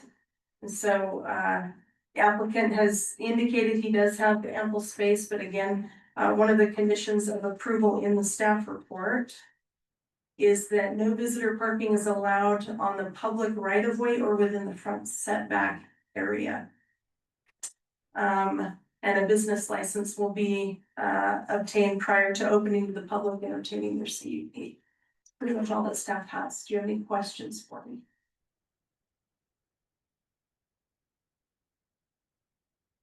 So the county will, the future incorporation, I guess at that time, will cover the parking issue at that time when the final permit is issued. Is that right? Assuming the final permit is not issued until after the new city is in summer. That issue, parking will be handled at that time. Will be reviewed at that time. Well, so let me go through next steps with this. Where the structure is already built, we're not looking for a building permit. The next steps for the applicant would be to apply for a business license. We notify and tag our code enforcement when we get these types of conditional use permits in, and so our code enforcement issues both the conditional use permit and the business license at the time. The conditional use permit runs with the land. So as long as none of the approvals, as long as they remain in compliance with all of the approvals, that approval should run with the land. How that works when another jurisdiction takes over may be a question for legal. But if this were to remain within the county, that approval would stand until something's expanded or changed. Any other questions? Tammy, what is the setback on the parking from the roadways? Is the red line we can see, is that? You would think. An estimate. So the red line would be the parcel boundary. The tricky part with pulling this from GeoGizmo is we're applying a flat parcel boundary to topography that's not flat. So these lot boundaries are approximate. The Forest Valley 3 zone has a front minimum setback of 30 feet. So we would expect no parking within 30 feet of that front lot line, wherever it actually sits on the ground.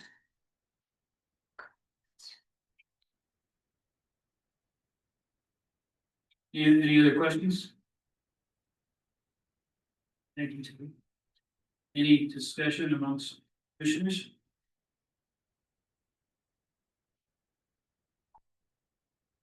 Yeah, I'll call for a motion if there is one.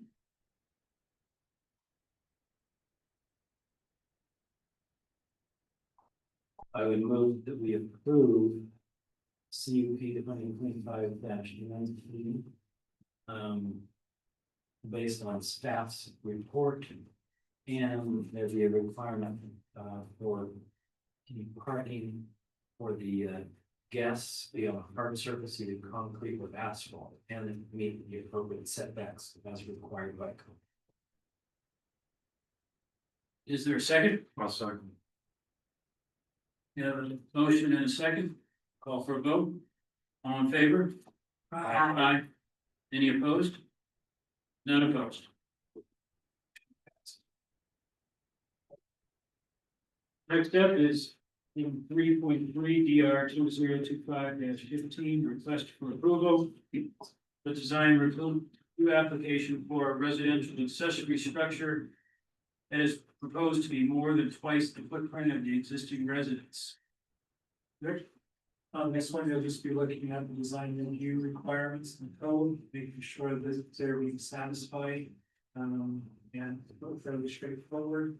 We have to present it, and then the state law will also present.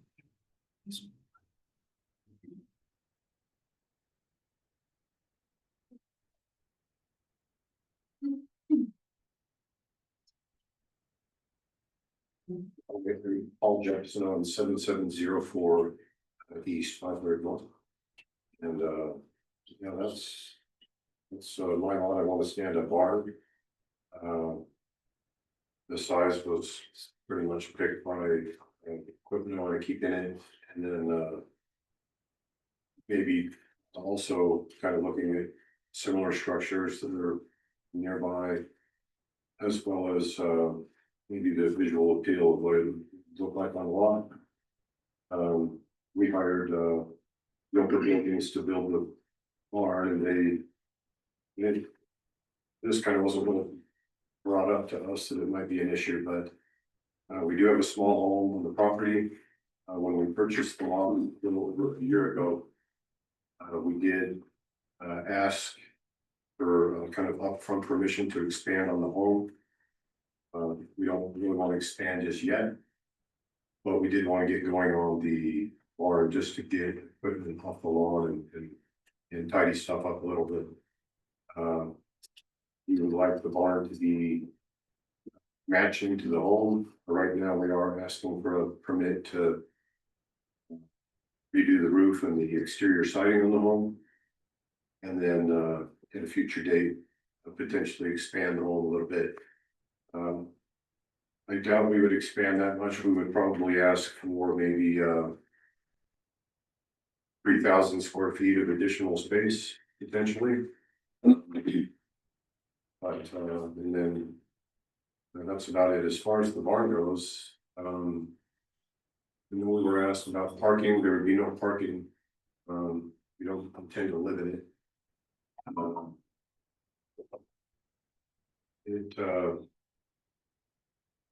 We planted maybe bushes around it that would look nice. Then pave a road to it. Potentially have a gravel drive exiting it to the north so that we could drive through with trailers and then circle back around to pull out of the property without backing in and out. But that's about it. So the size apparently is the only issue right now. Just less than 5,200 square feet versus the relatively small home that was built about 50 years ago. I think that's kind of what we're up against here.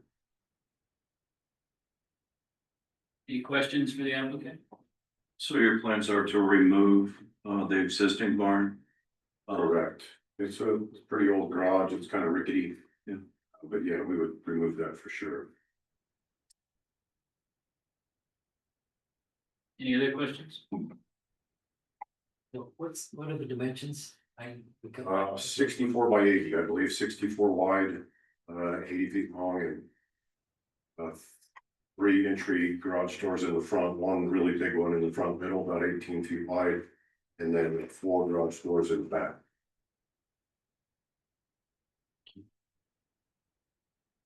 I want to make a statement.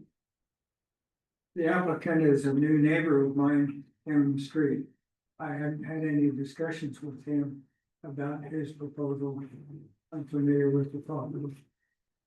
I feel I can participate in the discussion and decision on this without any reservation on my part that it would be fair and according to law. Agreed. Any other questions for the applicant? Okay, thank you. Thank you.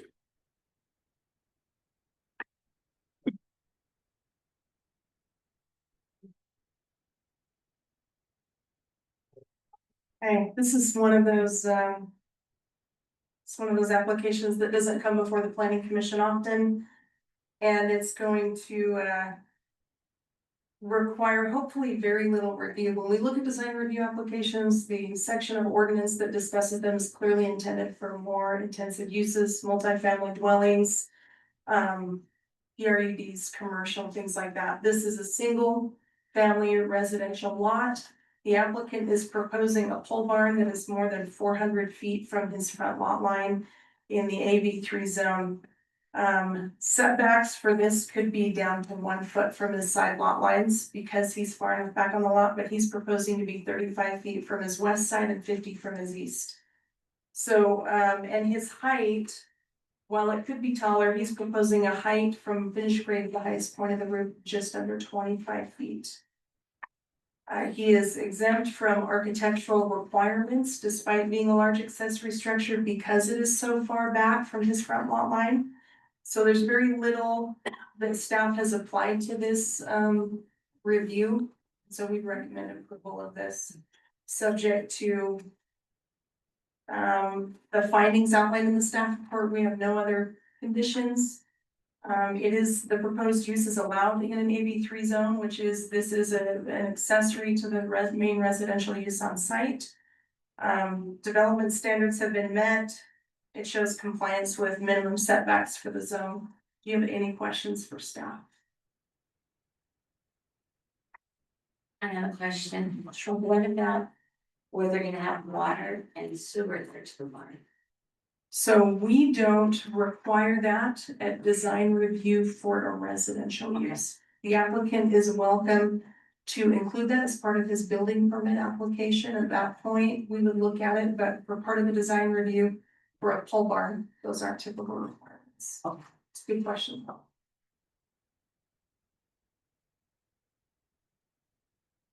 Any other questions for Tammy? Thank you, Tim. Any discussion amongst commissioners? All right, I will call for a motion.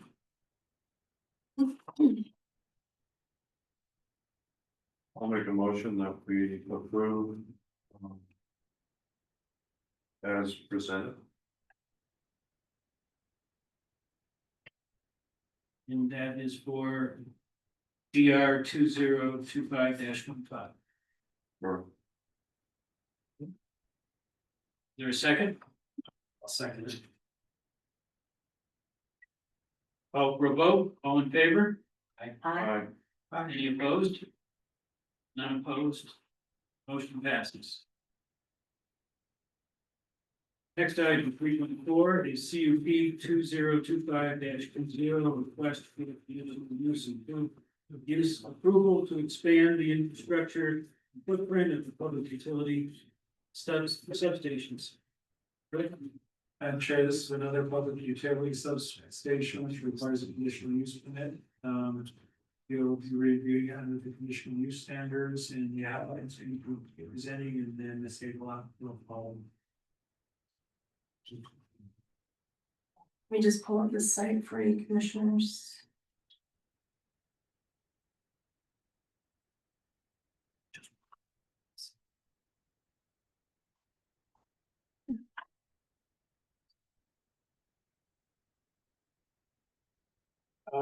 Good evening, everyone. Richard Barnowski with Rockland, project manager for the power company. Presenting a permit application there to expand the substation to meet the growth and lead wildfire standards that we've got in the area. So we're basically just looking to expand the fence a little bit to accommodate the larger transformer, the additional control house that'll end up being in there at some point. So that way we can get additional protection controls and then communications into that substation to be able to help serve the community. So we're essentially just expanding the fence slightly to the south and to the east. And that's kind of all we're at with this stage of the project right now until further phases come in. Is this going to allow power to be distributed in the valley? Yes, yeah, so ultimately, like the ultimate build out into that substation would be to replace the two existing undersized transformers or soon to be undersized transformers. That'll help with the flow of growth in the area. And do you have other substations like this anywhere else in the valley? Not in the Ayden area. This is it's a one electrical substation, town right now. And how far into the future would you see this being sufficient to supply the necessary? We got the first transfer coming in 27, the second one coming in 28, 29 time frame right now. But it's with the contracted loads coming in, it'll be coming in sooner, later. But with all this, it should be, based on the load growth and the existing contracts that we have in place, that, we're good all the way through that. But would you see this being sufficient for 10 years, 20 years, 5 years? It's just tough to tell until we get additional load requests that come in. This is what we know about it. I mean, there's gonna be, there's room for capacity within the two new transformers that be coming in and putting the stuff there. So we don't have plans on replacing or doing anything else to it, for the next 10 years. And do these transformers make any noise or have any visual issues? No, not any more than what is out there right now. Any questions? Someone said you're gonna expand the use, does that mean acquire additional property? So the property that we're expanding into is ours, is Rocky Mountain Power's property. So. And of course, this will mean we don't get all these outages every couple of weeks. We're working on that, yeah. Any other questions? Thank you.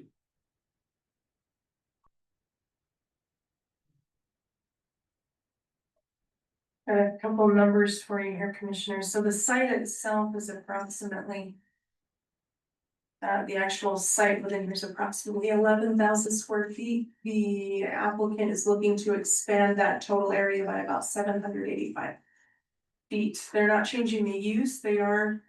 The use will remain the same. Again, they're swapping out transformers with larger ones to be able to better accommodate development and growth in the area.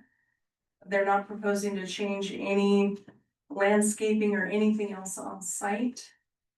This appears to be a fairly minimal change, so staff would recommend approval. We don't have additional criteria or requirements for them, but we would request approval or recommend approval rather subject to the findings outlined in the staff report. Do you have any questions for me? What's the fencing requirement on this? Well, it's a public utility substation, so they are exempt from our fencing requirements. There is a fence around it, and the applicant can likely give a little more detail as to what that fence currently looks like. They are looking to move the fence to accommodate that expanded footprint. Tammy, what's the little flagpole on the overhead picture? This is the parcel boundary. This is the property in question. So, You The mean that owners- skinny piece going in front of the other home? oh, this one here. That's a good question. That actually came up in the chair, vice chair. Because your next question would be how this property likely accesses maybe across that ownership of Utah Power and Light. My assumption is there's an easement, but the applicant may be able to better answer that.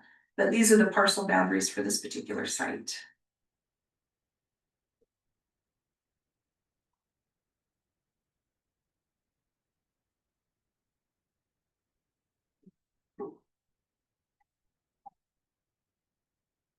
Any other questions? Thank you, Tim. So with the other administrative items tonight, we did not take any public comment.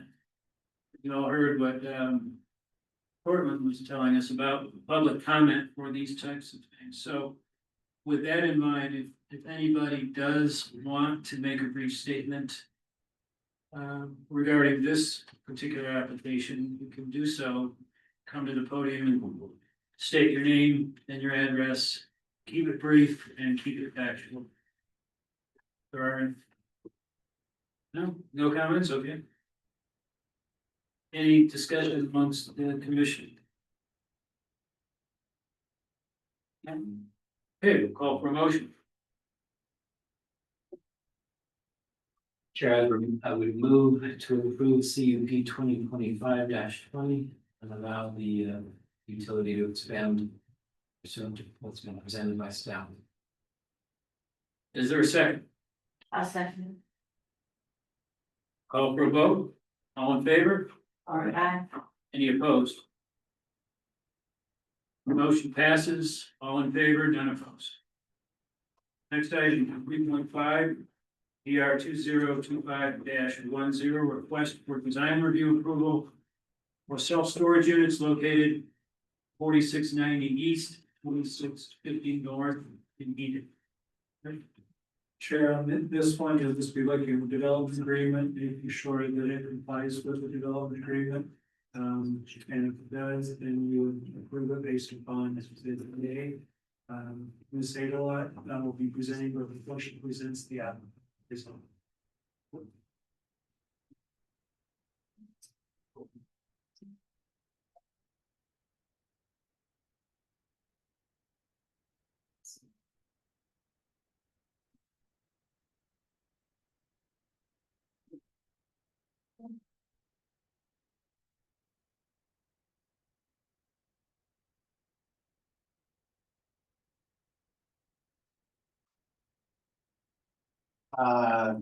My name's Lance Henderson. We're here to approval tonight for the conditional use design review for our storage unit project. Just a little history. We actually had this approved with design review a little while ago, and we were getting ready for building permit and understood that our design review had expired. During that time, we then made just a couple of small adjustments from the previous design review, and that's what we are seeking again. As mentioned, we're making sure that it complies with the development agreement that was already in place with this project.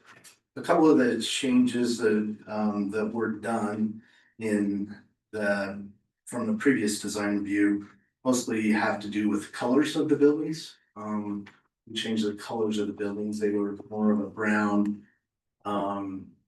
tan and red in it. We went to more of a white and a black, or white with black trim. But it's still the architectural core of it. One of the things with the original designer review and the development agreement was to make sure they were agricultural. So a couple of those components from the previous commission was definitely the cupolas were part of that. So we have the cupolas and raised building on a couple of those that are allowed to do that aren't slope proof.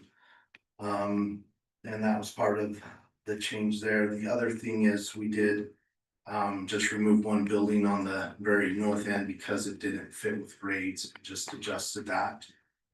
The other issue that came up between that and now is that the property owner to the west has put up a gate where his property is. It was anticipated that Clark Street would be dedicated through our property and we were going to extend our entrance there, but as it shows here in the aerial, we access our property kind of through a corner there. We own both properties, so the property to the east that's not highlighted there in red is also ours with the residential home that is owned by the applicant. And so we changed the entrance to come in there. The property owner to the west that has the bridge across there has put up a gate, and so we can't access it straight out to what would be the future Clark Road. There, and so we changed the entrance going in. And so we had to adjust the building that is our far south building. We had to reduce it and take a few units off there to get the entrance in. But those were the changes from the previous submittal. So we're hoping to get that and then get our building permits and then start building one likely in the spring. I think that's all that I have. Let's see. Yeah, that's all the thing that we have different from the previous. So question, Couple questions. Yeah. Go ahead first. did I hear you say the original was the red farm look and some brown? Yeah, I had red, brown and tan, a dark brown and a red and a tan. And now it's gonna be black and white? Yeah. So we felt like those were, we looked up different agricultural buildings and felt like this was a better application of where we were for. We had a white and black trim. But it also has a wainscot around the bottom of it. It has some different architectural features that are still there with the cupola. Everything's still the same, we just kind of changed the color.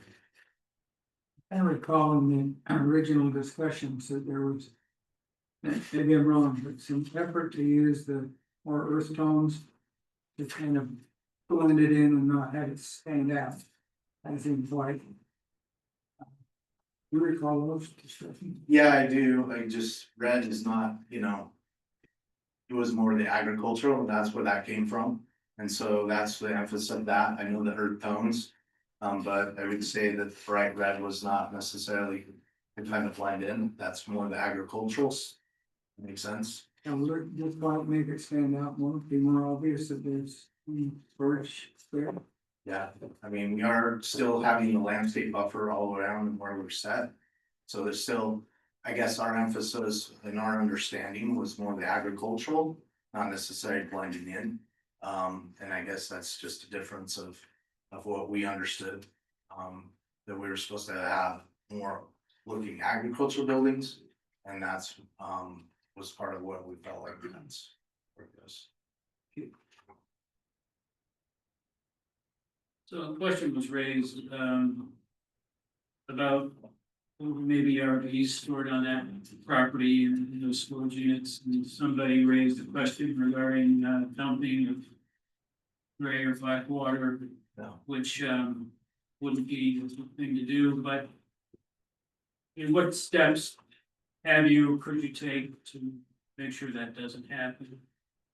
Well, mostly with dumping, you know, that's has to do with that there, you know, we would start, we have this owner has a storage facility just right around the corner that we store RVs. And I've done other storage units, I really haven't had a problem with that. Because they usually dump before, that's their responsibility, we don't provide that. That's usually somewhere else. Do you provide water on the facility, or No. on the premises? No. So if I rent one of your units and I wanna change the oil in my RV. And I make a mistake and dump the oil all over the asphalt, is there a stormwater cleaning spot? So there's several things that we've looked at in regards to this, because this was part of the earlier development agreement and the other, we don't really have a discharge that goes to the river. Everything's kind of self-contained. It's an infiltration. We have environmental controls that we would say that we're part of that stormwater. Part of our lease agreements, if I remember right, do not allow oil changing. So that's, again, something that we like to prevent in that manner. But as far as self-contained, it would be way we have designed this would actually be, there's a couple of cross drains that go into a basin that have environmental controls. That would be kind of like an environmental oil water grease interceptor. Then it goes into an infiltration. So we do have those protections, even from oils within the parking lot, but not necessarily an oil change.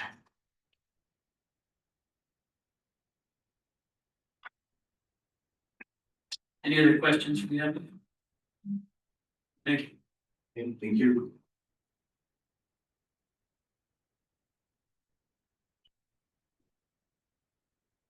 Hey. Commissioners, just wanted to go through a few things, specifically some development standards that I itemized in a list in the staff report on page 4 for you. And to possibly address Commissioner Burton's question about the colors. So let me kind of go through this a little bit. This site does consist of a little over 4.5 acres in the CB2 zone. What's being proposed is permitted based on the recorded development agreement. As part of that development agreement, there are specific landscaping standards, architectural standards, setbacks.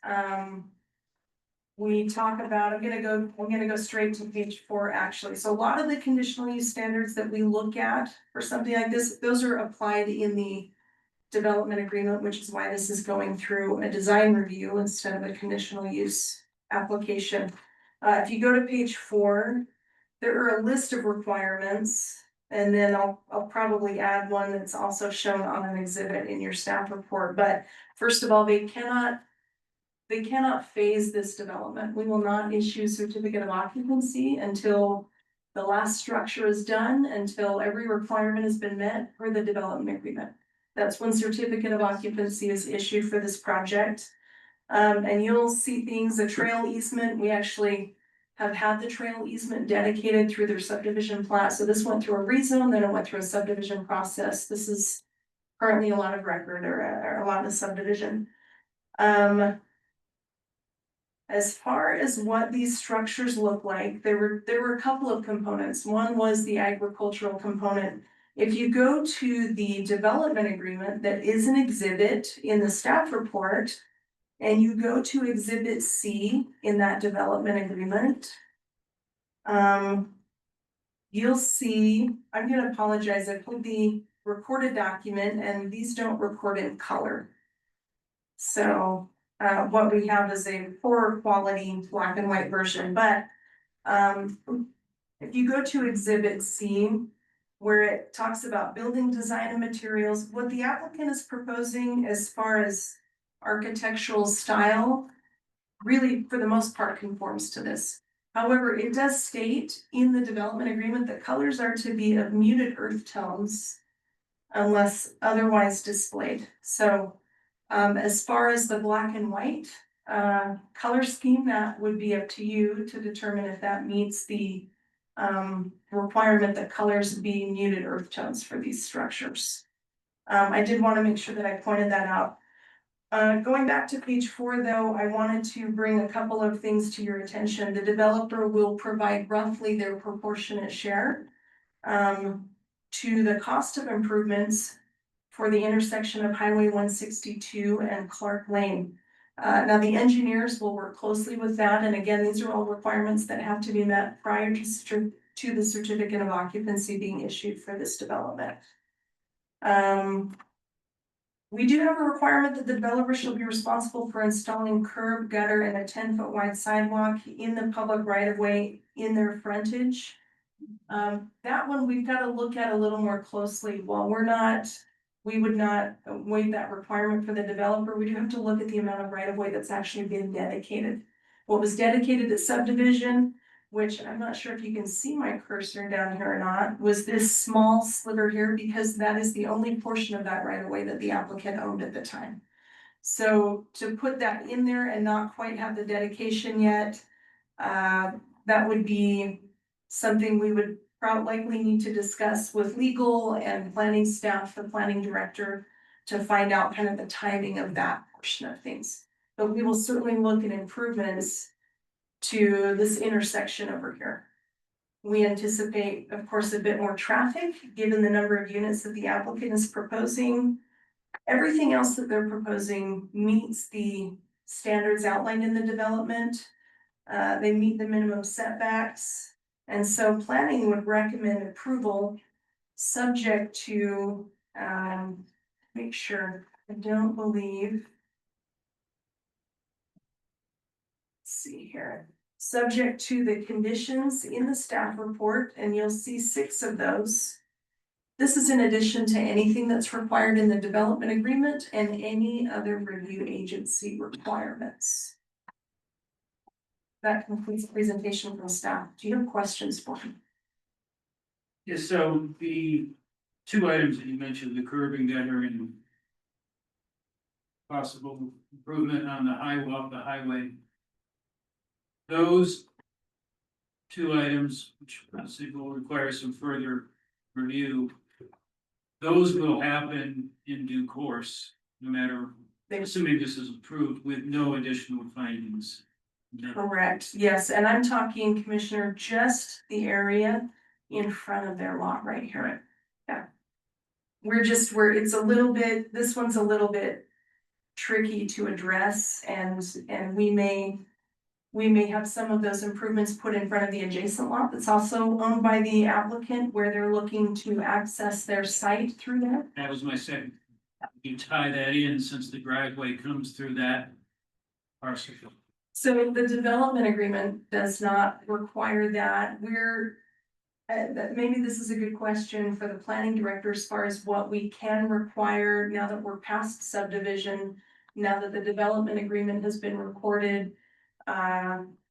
Or maybe it's a question for legal as far as how many improvements can we require, Director Grover, in front of the adjacent parcel that's also owned by the applicant. We could still have them enter into a deferral agreement for those improvements, and so such time they acquire more. They would be required to do that based upon whatever the governing body requires that to go in. So that could still be done at this level of the game. And also in our definition section of muted, white can only be an accent color. It can't be the predominant color. So if they'd like to do, all black or, and then have white as an accent, that's all white could be as an accent color. So what you're saying with that curb and gutter situation is that an additional finding could be made at this time to stipulate that at some point in the future that would be required. Yes. On the adjacent parcel.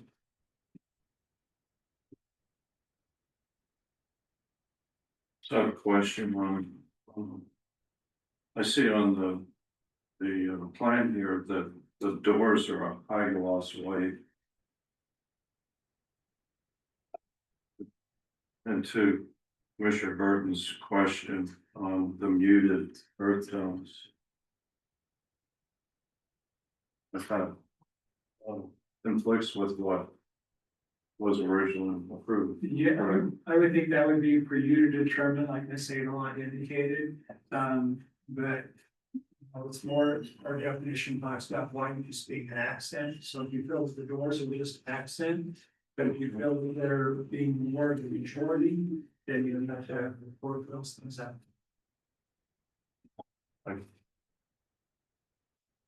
Any other questions for staff? And I'm looking in the development agreement for that color language. Yeah, that's gonna be towards the end. So if you look at the very top of the development agreement, Commissioner, you'll see the entry number and the county recorder's page numbers. And it's on their page 19. Okay. And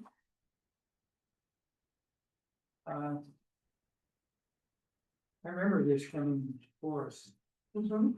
I think multiple times, there was a lot of discussion about snow storage. All that stuff, Mhm. but the building layout does not change, is that correct? Correct, I believe so. Do you propose any changes to the building layout? For snow storage. Oh, gotcha. That They, building left because of the crates, uh-huh, so we got rid of that and then it's back. Right there, okay. because of the entrance. So there is a proposed, there was originally a proposed structure to the north that has been eliminated for snow storage purposes.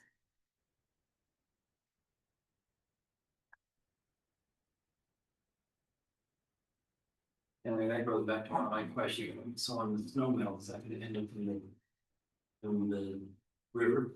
Snow melt, so for development on any parcel, and the engineers again will look at this as we previously discussed. The applicant is responsible for maintaining or containing all stormwater runoff within his parcel boundaries. What does that mean?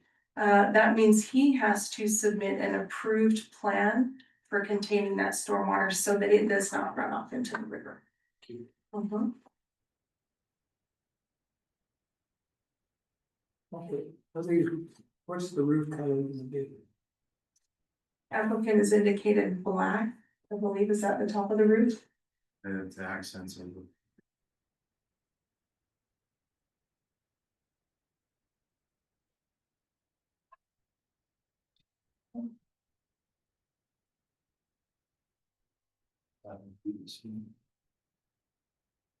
I know South and fascia were proposed to be black and Right. you're doing So- signs that they're. Mhm, yeah. So what colors do they? Speak from. Yeah.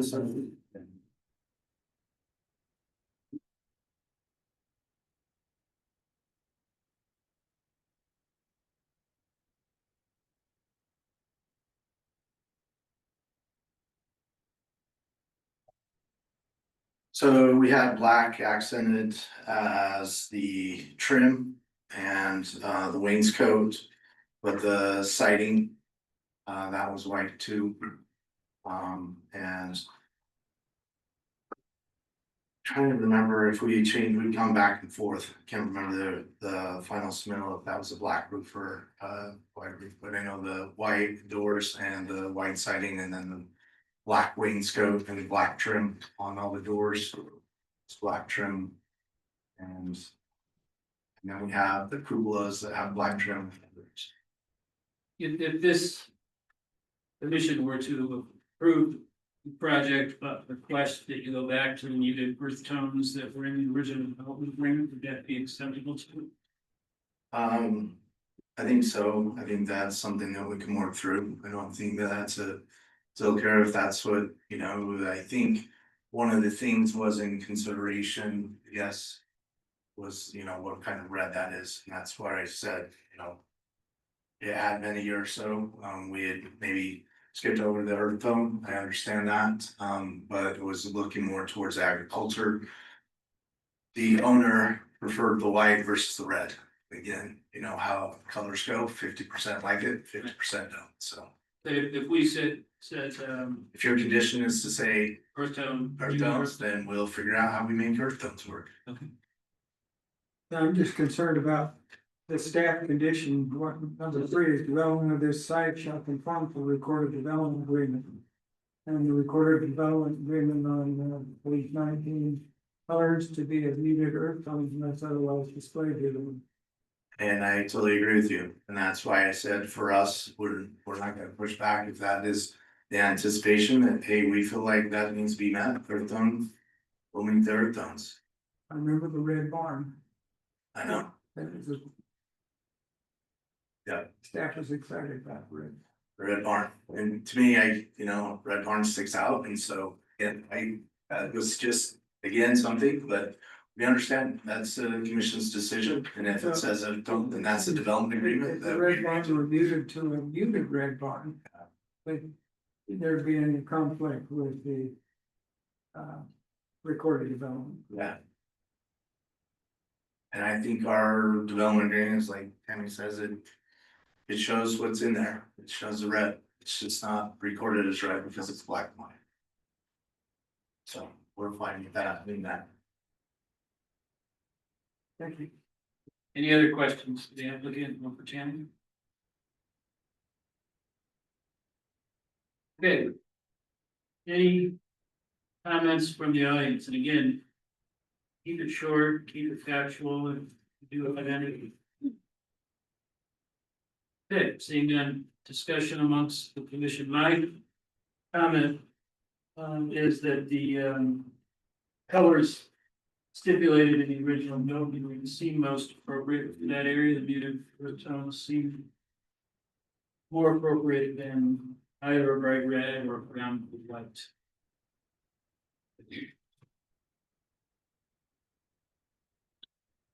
Any other comments or discussion? Okay.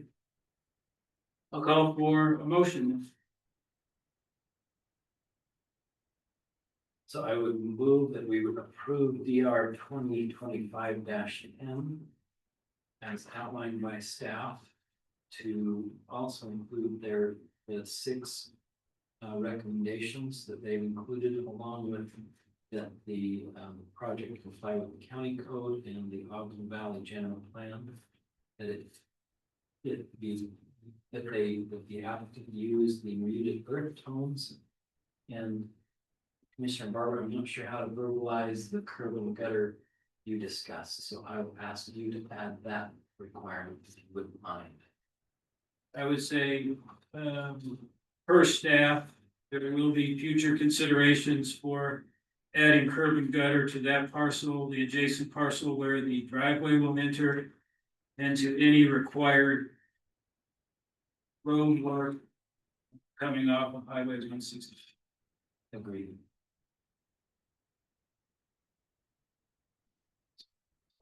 We have a second. I'll second the motion. We have a motion and a second. All in favor? Aye. Any opposed? Okay, all motion passes, all were in favor, none opposed. Next item, 3.6. UBN 102425. Western Nordic Village Venture for a preliminary subdivision approval. Nordic Village Phase 3 subdivision. Great. Thanks, Chair. So on this one, you'll just be looking at subdivision code, see how it's complying with subdivision code and meeting those requirements. The applicant will be presenting in this table. Yeah, good evening, Vice Chairman and Commissioners. Yeah, perfect, thank you. Yeah, we're requesting a preliminary subdivision approval. I wanted to just talk 6 weeks ago when I was here. This is the small lot residential where my cursor is. This is the one being referenced. So this one was the one that we originally, it was down here. We got it amended in the street regulating plan. And now we are asking for the preliminary subdivision for this small lot residential road. So just trying to get your bearings a little bit on that. And then here again, this is with like the towboat and background of it. The road will be coming in above the ponds where we pulled all our residential above and more towards the core of the development. And then this is a concept view site plan of what this lot looks like from the 80 lots we have projected for this subdivision application. This is a subdivision that follows the small lot residential. It meets the minimum lot sizes there. I'm just trying to think of anything else. We have a combination of mix of detached and attached single family chalet style product. And we've also incorporated for like open space where we have the buffer between the existing neighbors of more than 100 feet. And our development along with some trail corridors and a clubhouse associated with this. Any questions?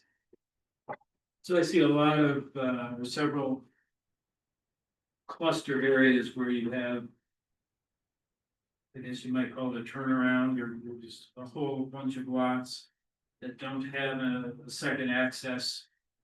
So are those turnarounds or parking areas? Parking areas. Parking, So so, where my cursor is? yeah, Yes, so that's a parking area. correct. And where would snow storage be in that scenario?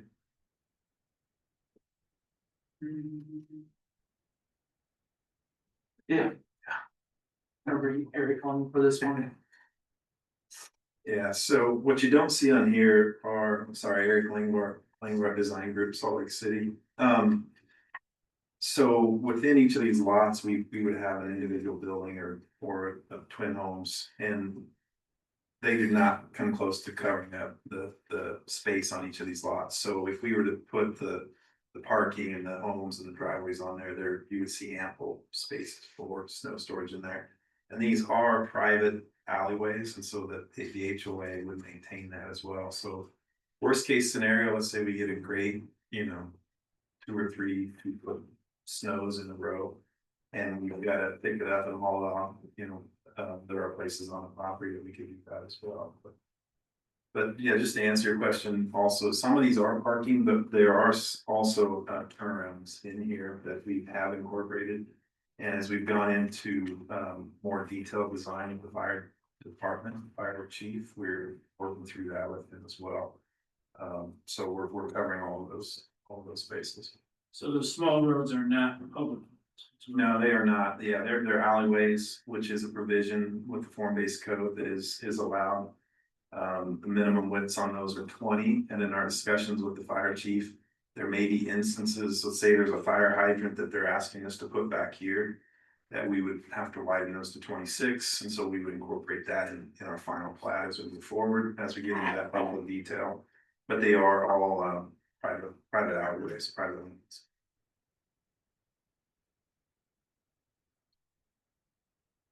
Any other questions? Do you have more to present? Any other questions for the applicant? Tim? Okay, commissioners. This is, as Mr. Christopherson stated, this came before you, the street regulating plan, the amendment to the development agreement came before you to adjust kind of the street layout to allow for this, to pull some density from that northeast corner further down and closer to the roundabout. So the applicant is proposing an Aydelotte subdivision. They are asking for preliminary approval at this time. Just to address a couple of comments and questions from the planning commission, those snow storage areas are reviewed when engineered plans are submitted. So county engineering looks at all of that. We're looking with the fire department. County engineers are also looking at snow storage and access. They want to make sure that vehicles and fire trucks can turn around in there safely. They're looking at parking, making sure that any parking is not going to impede maintenance and travel on that roadway. Couple of things I just kind of wanted to know. This is located in the form-based zone, as we know. I pulled a little bit of language from the development agreement. There are concerns regarding density. If you go to the development agreement, these parcels that are slated to be developed for this are parcels 5 through 8. In the exhibit of the development agreement, which I did not include that exhibit with the staff report, it is available online. Let me go, one thing that we look at, especially when we're looking at resort development and developments that have development agreements with quite a bit of density, we keep very close track on those density numbers. In fact, typically we ask the developer or the applicant to submit a report of those that have already been platted and how many they're proposing, so we can make sure that we're all on the same page and that they don't go over their density. I don't know that we've got a project where we've even hit the threshold yet, but I just want to make it clear that staff pays very close attention to these, and so I'm gonna I'm gonna give you a couple of numbers here. So the parcels, these parcels 5 through 8 share 537 development rights. Actually, sorry, the development rights are within parcels 1 and 2 and 9 through 15. This area consists of parcels 5 through 8. 23 of these have already received preliminary approval from the Planning Commission earlier this year. And so including these 80, this would bring their total of preliminarily approved units to 103 out of 537. So we're keeping track of these as they come through. Regarding culinary water, sanitary sewer, we have received a will serve letter. However, when they go to submit an application for final approval, they have to have engineered plans. I'm not aware, and the applicant may be more aware. I know that they are currently awaiting approval from the state for their wastewater system. So what you had looked at earlier with those rapid infiltration basins, that's part of that system. They are waiting for formal approval from the state before they can submit full engineered plans to our county engineers for them to look at. And that is a requirement for their final approval. This is an area that's located in a geologic hazard study area, and so we've got a preliminary report. When they go to submit for final approval, we will require a project-specific report, and any recommendations outlined in that will be required to be followed throughout the development process. Weaver County Engineering and Weaver Fire have looked at this, and they're okay moving this forward to the final, through preliminary, I should say. County Surveyor's Office doesn't typically look at preliminary plats, so they won't weigh in until much later in the process. But that is all I have. So we would recommend approval with no additional conditions. We've got them kind of throughout the staff report. We find that it conforms to the Ogden Valley General Plan, to their development agreement, and the form-based zone in which this is located. Do you have any questions for staff at this time? So the county has requirements regarding terminal roads, how many residents can be on a terminal road, is this fully compliant with that? We don't see a terminal road being proposed, so when we look at this Like a exhibit. dead end road? You know, when we look at dead end roads, we're looking at whether it is proposed to be temporary or it's proposed to be permanent. We don't typically like permanent dead end roads unless the development is very minimal on these. And of course, we have engineering and fire weigh in on that. Typically, you can have up to 30 residences, if that's the number you're looking for. But even then, fire still has to sign off on it as well as engineering. Tammy, Yes, the map we're looking at on the screen now. yes. At the bottom, there appears to be a buffer area of some kind between big lots on the south and small on the north, both directions. Is that what that is? It's like, This right here? no, go down. It's open area. Oh, here, I'm sorry. Yes, that is intended to be a buffer area. This is an established neighborhood here on the east side, and so the intent of changing that exhibit of the street regulating plan and pulling this road from this area was to move some of that density here and allow for that buffer. That was one of the reasons they did that. Yeah.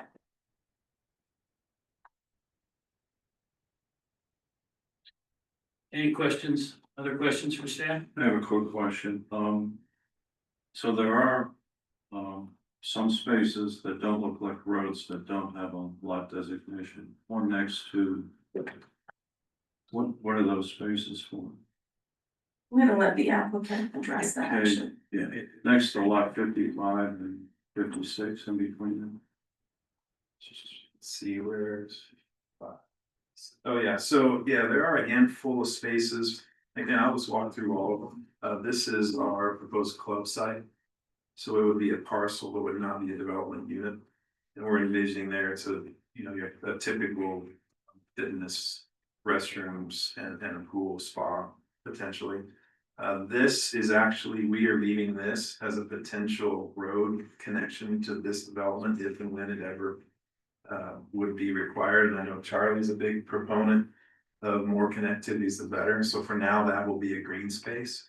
open space, but if and when we need it, it's there and it works with the topography and makes a lot of sense to continue that. This will be a common area green. All of these homes, 55, 54, 58, 59 would front onto that. So the concept with this whole community is to be alley loaded front porches that walk out onto trails and open space.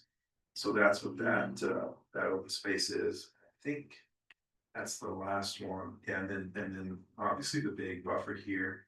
We had a 100-foot minimum requirement with our development agreement, and we meet, actually exceed that in these places, which was something that we felt was really important. And I think that's all of the open spaces, and let's just see one. I think that was all. Yeah. Thank you. Any additional questions from? Any comments from the audience?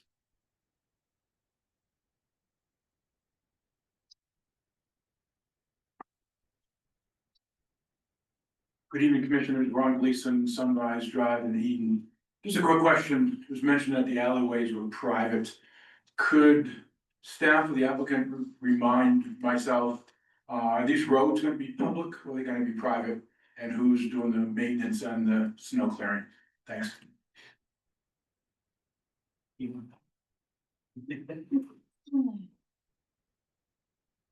This road right here is public. And then all the alleyways would be private. So the HOA would be responsible for the snow removal, and I believe on this road as well. On which road as well? This main road. The public roads. So the HOA is to maintain the public road? Is that what you're saying? And Tammy, is that in the development agreement? I'm not sure off the top of my head. I can look into that if you'd like. Would you real quick? Yeah. If they just said they're going to, then if it's not in the development agreement, we'll potentially add that. Yeah, and I think we talked about this on our first phase where we have on-street parking. And I know that was a street that's a public street, but the HOA has the provisions because the county/city doesn't want to go in there and have to be, pushing snow through a road is one thing, trying to clear the parking that's on that road is another. And so I think there's some provisions in there that allow us to handle that. But I'm not 100% sure on this more traditional, curb and gutters, sidewalk street. So it'll be enlightening to all of us.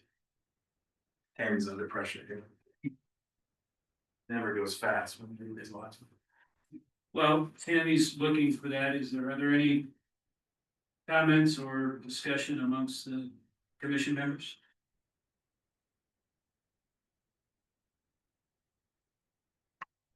Tammy, a minute to look that up.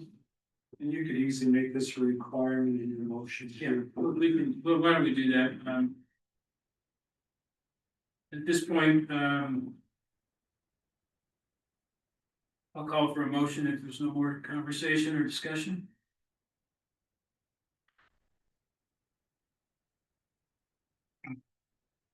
So I would move that we approve UVN 102425. Pursuant to staff report and confirmation of the HOA in the roads, the public road and then the private roads.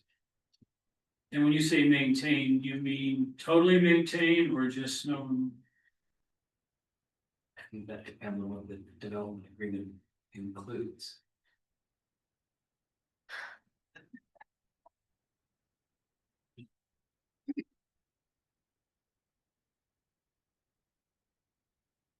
I think if we want to say totally maintain. I would say that the applicant totally maintain those roads.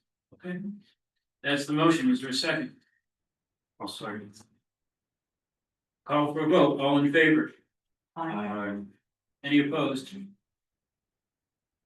They all were in favor, none opposed, motion passes. We have one last item, but before you have to leave. We still have. That's okay, Rick. All right, last item, 3.7. CUP 2025-21, request for approval of a conditional use permit for a laydown yard situated on property within the UB-1 zone. Thanks, Chair. As you look at this, this is another conditional use permit, if it's meeting the requirements of the conditional use, you're required to approve it. We'll have the alpha history set, and then, Mr. Rialberino will, use the staff representing the site. Good evening. Yeah, I'll just invite the applicants up. Hello, I'm Victoria, I was speaking for Courtlan Co. We are seeking the approval of a conditional use permit for our laydown yard located in Eden to support our work with Rocky Mountain Power. Realizing at some point we've been a little overboard, so I do this quickly. About the project, we are supporting Rocky Mountain Power's wildfire mitigation plan. So this work just consists of undergrounding most of the existing distribution line in Eden and Liberty, as well as replacing a few wooden poles with steel poles. And for this work, we are using a yard located here at 4775, 2600 North Liberty, Utah. So this yard just, contains materials, stores equipment, and also has a temporary office to support our crews as we're there. Some security measures we have there, we do have perimeter security, we have 6-foot chain link fence there, as well as a gate, we have surveillance 24/7. We also are making sure that there's no unauthorized access, just to protect both our equipment and our personnel, as well as keep the public out and the equipment without being harmed them. And we also have real-time monitoring, and I would like to add, there is no permanent structure on this laydown yard, it is all temporary. Operating hours and activity for the yard, so it's open daily from 5:30 a.m. to 7 p.m. However, we are respecting the noise ordinances. We have no loud activity happening before 7 a.m. Just to minimize any, noise disturbances to our neighbors. Employee and traffic flow, we have approximately 5 employees who work on site all day. Traffic does increase a little bit as we have people come in to pick up materials, get late in the day, safety meetings in the morning, that kind of thing. But we do have some traffic monitoring for that. And then our operations are all designed to balance sufficiency with community sensitivity and standards.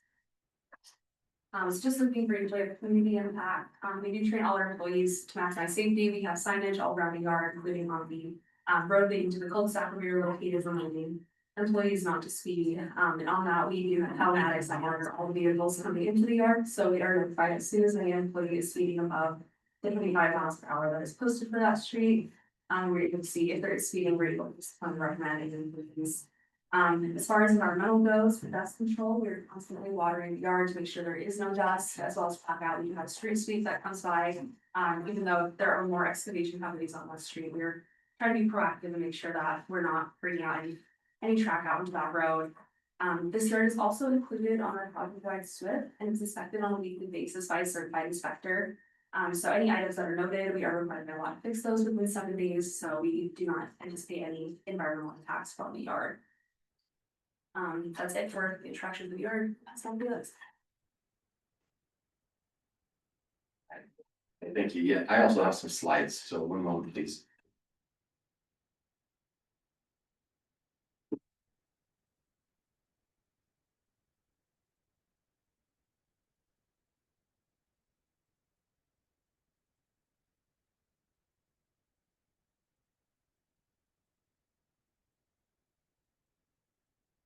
Okay, good, it worked.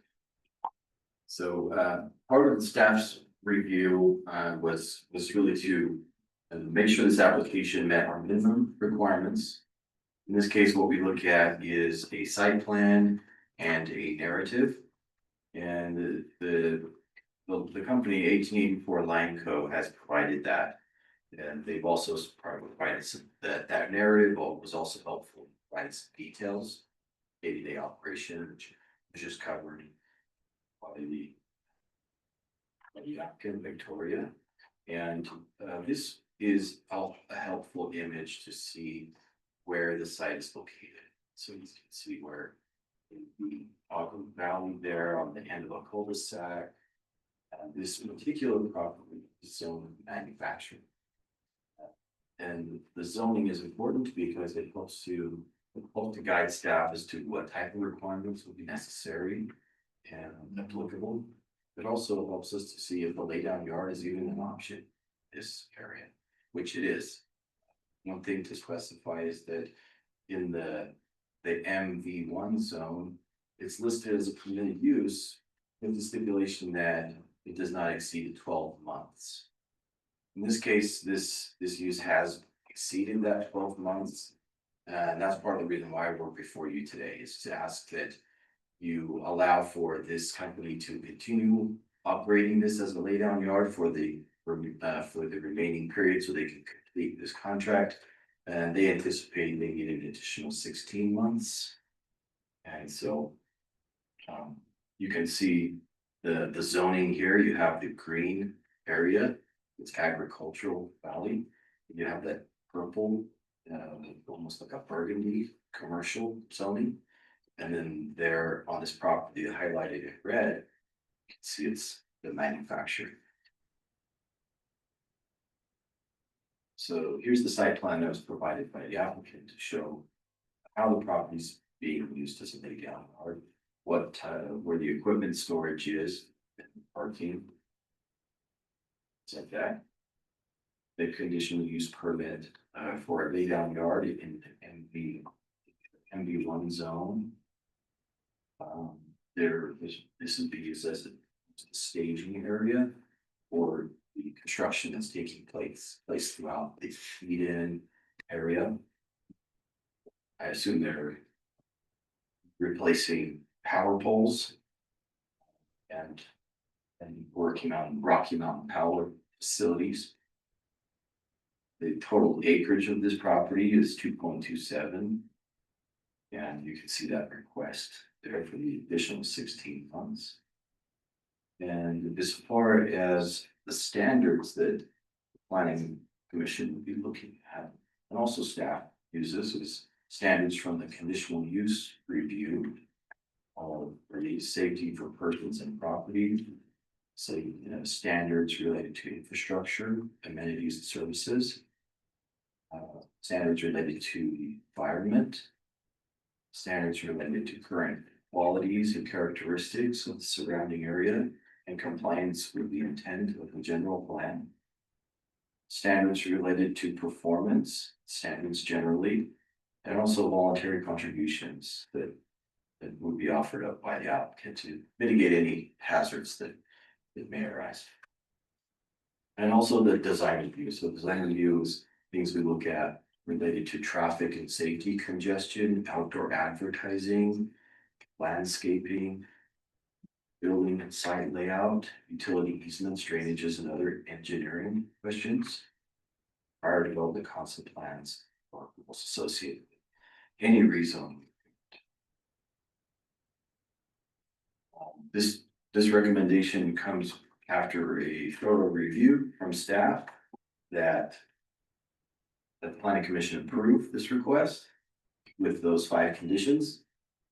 And that the traffic shall abide by the stormwater pollution prevention requirements. The site shall be kept and maintained for safety and good visual appearance. The site and streets within the cul-de-sac shall be watered to mitigate the dust. Street sweeping shall take place on a daily basis. All vehicles shall obey the speed limit and shall park within the designated specified areas within the site or on the site plan. And any questions, I'd be happy to answer those or. This has been happening for a while. Have there been any reported conflicts with students at the school and just kind of big heavy equipment traffic going between? Not that I'm aware. Yeah, this project came to me as a fresh application, so I'm not totally fully aware of the history. Maybe that it has been going on, but we have a code enforcement officer who has filled in some complaints from local business owners. What's the speed limit on the street out nearby? The street will be 25 with the residential speed.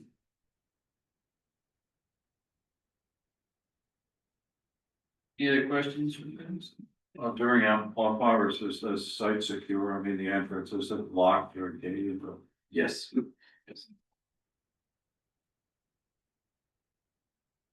Thank you, folks. Thank you. Any comments? Anybody in the audience would like to make a comment?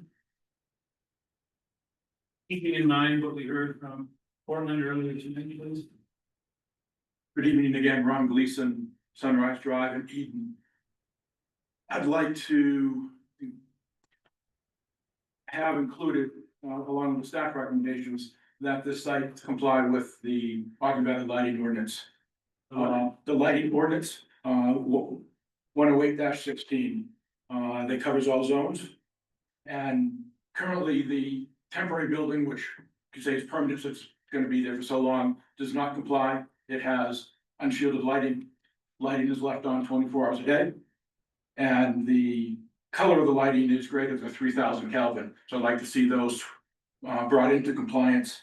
And then in section 4, there is a light curfew, 10 PM or 1 hour after the business closes. So again, I'd like to see that implemented. They did show pictures of security camera. What they didn't show was at the end of that security camera is this bright blue flashing light. I can see that from over 3 miles away, whether I'm up on Osprey Ridge or I'm leaving my neighborhood up in the Wolf Creek area. And again, 108-16-4-B is flashing lights are not permitted. So I'd like to see, well, I understand the security camera there. I'd like to see those things removed and that site brought into compliance. Thank you.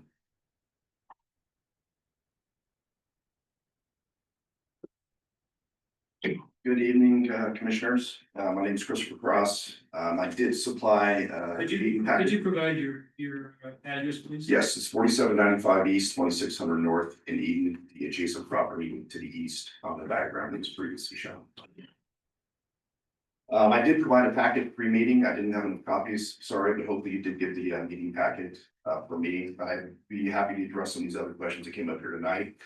But I own and operate Movable Distillery, one of several small lawful businesses at the end of the same cul-de-sac as Line Company Laydown Yard. For 17 months, this operator has conducted daily heavy construction at yard activity without a conditional use permit, direct violation of Weber County Code. During the entire period, enforcement has been paused, allowing the use to continue uninterrupted. From a code compliance perspective, the applicant has operated unlawfully for 17 months, far beyond the 1-year limit stated in the code. Allowing them to apply now creates a precedent where compliance is optional and delay is rewarded. Every additional day of operation is technically a separate violation under county code. From a real world standpoint, having lived this for 17 months, the impacts are daily and ongoing. Dust pollution, blanketing neighboring properties, noise from heavy equipment early and late, non-compliant lighting spilling into adjacent lots, truck congestion on the cul-de-sac never designed for industrial traffic. These are not hypothetical impacts. They are documented recurring conditions that have persisted for well over a year. Every neighboring business can confirm that the required standards that were just outlined for compatibility and mitigation have not been met. I understand that this project may be considered large and important, but no project, large or small, should be above the law. Small businesses like mine go through every review, inspection, and permit requirement because that's what the county code demands. When a larger operator is allowed to bypass the rules for more than a year, it sends a troubling message that enforcement is unequal, that the rules apply only to those without influence or size. Commissioners, this isn't about imposing growth, it is about fair governance. If the county intends to maintain integrity in its code enforcement, the same standards must apply to everyone. I urge you to deny this conditional use permit and direct staff to resume enforcement immediately and issue the long overdue stop use order. This action would restore fairness and accountability and faith in Weber County's zoning process. Thank you for your time and the opportunity to speak. Thank you. Any other comments? Any discussion amongst commission members? I'll make one observation.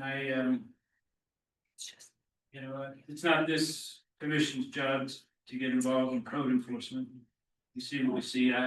I could probably tell you 10 fairly blatant things I drive by every day in the valley that are not enforced. The biggest is that large property Powder Mountain owns that they're using for industrial storage yard and use it for years, and they'll probably continue to use it until they get the zoning changed or not. And it's much more blatant than this. And The county has let that go on.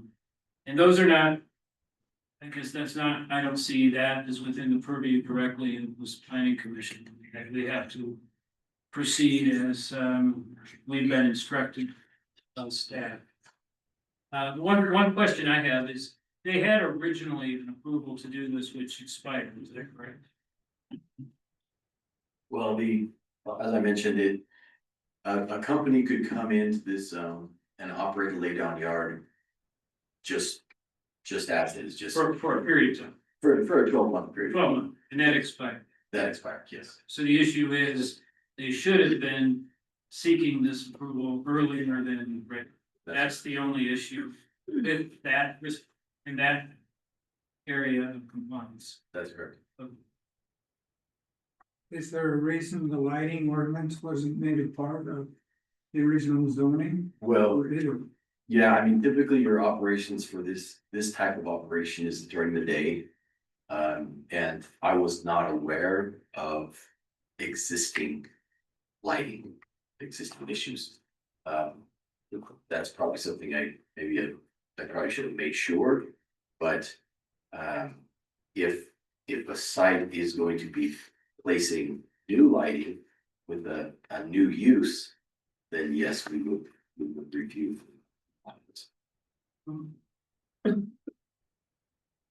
For a CUP. Doesn't the lighting ordinance automatically apply? Because this is the new CUP. It is particularly for the Ogden. So even if they've had a light there for a while, they haven't had a CUP, but now they need one to proceed Yes. using the property. Yes, so I think, yeah, you're well within your reasoning to apply an additional standard for that outdoor lighting. It's appropriately reasonable. Yes. And Felix, once, let's say in 17 months, once they're done with this, that use could be the next person to use that property could seek a permanent approval for this type of use. That is allowed. As far as a permanent approval, Because it's a manufacturing. it is a manufacturing area, but we would want to ensure that after the 6-month period, the laydown yard is removed and that use goes away. But somebody could buy or lease that property and seek to do something similar in the future. Yes. And with the right approval. Yes. Any other questions? Any other discussion? Well, it seems a no-brainer that we gotta include a condition about the lighting. I would think so. I think there's some language in here that stats include watering to mitigate dust. I don't know how you can define good visual disturbance. It's a manufacturing area and that's an improved use, I guess. Street sweeping shall take place on a daily basis. This one of the proposed condition. Chair, just as a comment, if the lighting code applies to, this type of business anyway, whether or not you put it as a condition, the county would have the authority to enforce that. So, I mean, I see no harm in adding it as a condition, but it should apply anyway. Okay. Should it have applied already? That's, Yes.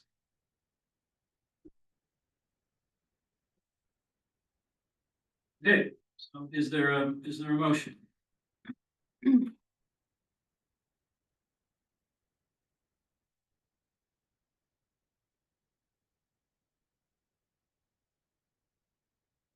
I move that, we approve CUP 2025-21. Based on the findings in the staff report. Subject to the conditions set forth in the staff report. And adding to those conditions on number 6, that the use comply at all times with the lighting ordinance that's in place for the county, for the valley. Is there a second? I'll second the motion. We have a motion and a second. All in favor? Any opposed? All were in favor, none were opposed, motion passes. Hey, Dad. Chair, yes, one of the items, we have some information on the development agreement where you're required to snow. In the maintenance of the public road. Yeah.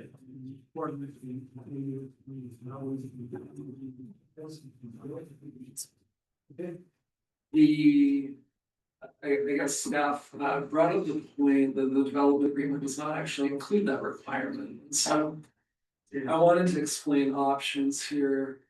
If the planning commission wants to give staff the opportunity to explain what the development agreement does say about snow removal, there is in the rules of procedure a motion to reconsider, which can be made if you choose to.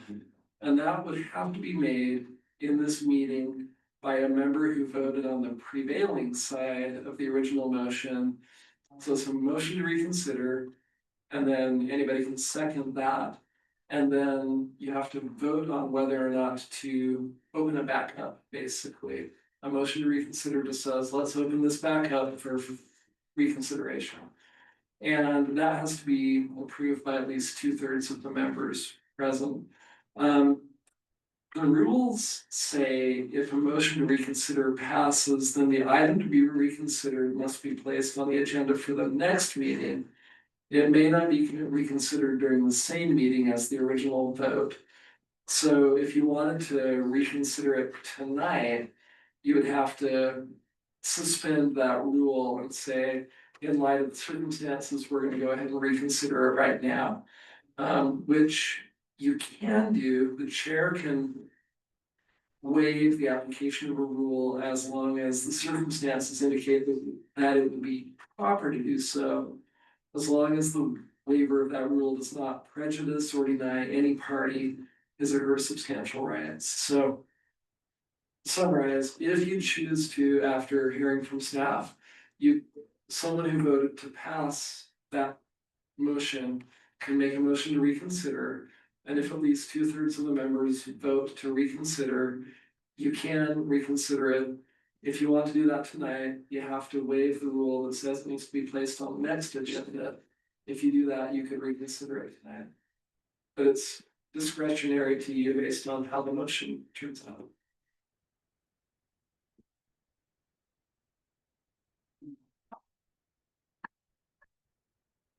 Okay, I apologize, I had to comb through 3 development agreements actually to find this information, so. This is the original development agreement that was recorded in March of 2023. Scrolling down here. There is a section on snow removal in their original development agreement. It's not expanded upon in the consecutive amendments. But. Let's see, sorry, I just passed it. Snow removal here, and if you'll allow me, I'll read this paragraph verbatim if that's okay. The parties agree that the project's landowners association or management company has the right to plow the public streets within the project as well as public streets that lead to the project. The master developer understands that additional snow removal efforts may not be provided by the county beyond the service levels that the existing area's streets are currently given. The landowners association shall be responsible for snow removal of public parking, both on street and off, and for snow removal of all hard surface pedestrian corridors within the project.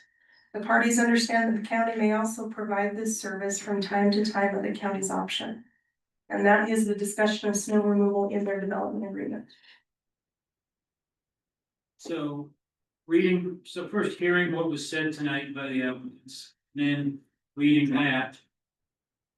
Tammy, would you think there's any problem with the motion, leaving the motion that we made and voted upon stand, whereby they are responsible for their private roads and that public road as they stated? So we've got a couple of different things going on here. We have the issue of snow removal and we have road maintenance. And that is the fact that road maintenance was put into that motion, which is substantially more than snow removal. That may be worth some reconsideration, I think. There's no discussion on maintenance in here for the public roadways. That is not addressed in their development agreement. Is it addressed for their private road? For their private roads, those are owned and maintained by the HOA. So those alleyways, yes. So what you're saying is if that word maintenance was removed and only snow removal was included, that would be more in line with this? It would be more in line. It doesn't, the way that this is worded, it talks about how the HOA has the right to remove snow if they like. However, that they shall, which means they will have to be responsible for snow removal of the public parking and the pedestrian corridors. To me, it just seems that having the right, whether you do it or not, seems, to me, it ought to be one way or the other. It's either their responsibility or the corporation's responsibility on the public road. It doesn't seem, maybe I'll do it this week, maybe you guys do it next week. It doesn't seem reasonable, especially as they said, there's going to be parking along the public street. And when that happens, that makes snow removal very difficult. And this calls for removal of parking and cleaning the parking, So I'll let Rick correct me if I'm wrong, or Courtlan even, oftentimes that language is put in there to allow the developer to supplement the county's maintenance. When you look at the sentence in there where it says that by the county, beyond service levels that the existing area streets are currently given. So to give you an example of this, that's a public road. We maintain that road, but the people up there don't feel like we're doing enough. And so they have paid to have someone come in and do more maintenance. When I say maintenance, snow removal maintenance on that road. The county still goes up there. We get up there in the morning and we continue snow plowing that throughout the day, but in the night, they may want, because a lot of times that's when snow falls. They want it plowed at that time, and so Powder Mountain is responsible for that. So we do what is reasonable on the county side of it, but then the developer picks up the other portion. And I think that's what this is referring to here, is that the municipality would do their portion that they normally do on public roads. And then if it's not meeting their expectation, then they come in and do the additional requirements. So in the county, are there public roads that you're allowed to park on that require snow removal? So does the county remove snow alongside cars parked on roads, or do they say no parking? Typically, most all of our roads are allowed to have parking on them, unless they have no parking signs up. So most all roads within the county, you can park on the sides of them. Even in the winter? Even in the winter, but they are required to be not parked at certain times during that period. During the winter time, there are certain times that they're allowed to park there, but after a snowfall, they're supposed to be removed off of the streets for a certain period during that time. But when there's no snowfall, they are allowed to park along the roads. The snowfall does impact parking. It does, yeah. Well, it seems this application was for preliminary subdivision approval. And that concept tells me we're supposed to look at the development agreement and see if this subdivision proposed preliminary approval is consistent with the development agreement. And this motion and added to the development agreement. Correct. Which is different. Certainly the maintenance aspect of it is totally different. If it's gonna be a public road, why would the private people maintain it? Yeah, it doesn't make sense, it's an inconsistency. As far as the plowing. The county comes by, well, they come by us pretty often, because it's a main road. But some areas, they can't get to very often, every few hours. And this is part of a resort area, and I can see why this language might have been added. Say, okay, resort owner, you can supplement our plowing that you may not deem adequate by going in and adding to it, keep your people happy.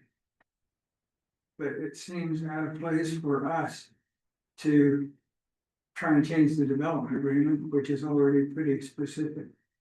So I think a motion first to reconsider is appropriate. Because I think we didn't understand, we didn't have before us this precise language in the development agreement when the motion was made, seconded, and carried.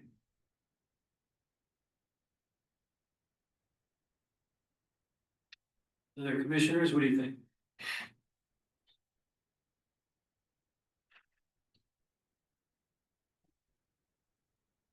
Yeah, you know, I think to say that sometimes they'll do it, sometimes the county will do it, just leaves quite a bit of leeway. I think that the roads within the development should be maintained by the HOA. I'm just not sure on whether they should be required to maintain any public roads. I don't know that maintaining the public road, that public road is necessary. But if they're parking, if the developers plan to allow the people they sell property to park along their road and they're selling them, that those are the parking spots, then they're gonna have to realize that when it snows, those spots have to be vacated, or those people, in likelihood, and the truth is, the new corporation is going to be stricter on code enforcement. They're going to have to, and they'll probably cite or tow those cars if they aren't moved on a big snow or on a snow day. Heck, it might be a source of revenue they'll look for. So I'll ask the applicant to comment again. Now, does the applicant want to be totally responsible for snow removal on that road or not?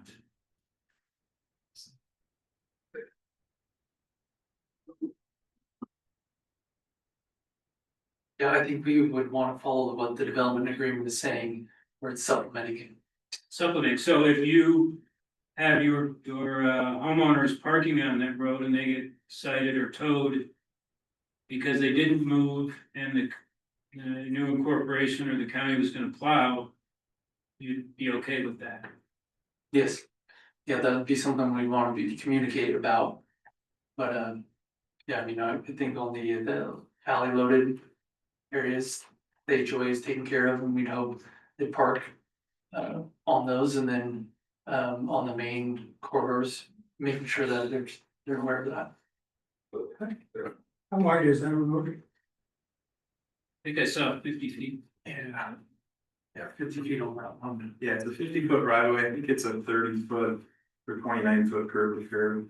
And I'll just add to what Ryan said, is in the plat you guys reviewed tonight, we do have off-street parking. Every home will have 2 cars in the garage. So we are providing for a pretty good amount. The development agreement, really, this language was specifically for the corridor that would have parking that would be day skiers or people shopping. That you say you get a snowstorm at 7 AM, the resort's gonna open at 9, and the HOA needs to get out there and clear it while the rest of the county trucks maybe aren't quite ready, able to get to that corner of the county. That's really what that was written in there for. I think the other streets are gonna be less of an issue from a need to be small, but I think that it was kind of a joint agreement that said, yeah, we understand it's a big county, there's a lot of snow sometimes. If we need to get in there to keep the resort functioning and safe, then there's a provision that the HOA can do that. And we were very specific to add a lot of off-street parking within that plat that we looked at tonight. But I think there will be some policing, and I think, your point about the towing, you know, that is what it is. We run into this in every community that we deal with. And the HOA can be pretty involved with the enforcement of that as well, or at least the education, communication. That road wide now, that you can have cars parked on both sides and still plow 2 lanes. Yeah, that's the idea. You know, I think that's a conversation we'll have to have with the HOA. You know, they may come in, and I don't know how it works in the rest of the county, when you decide to put up no parking signs and when you don't.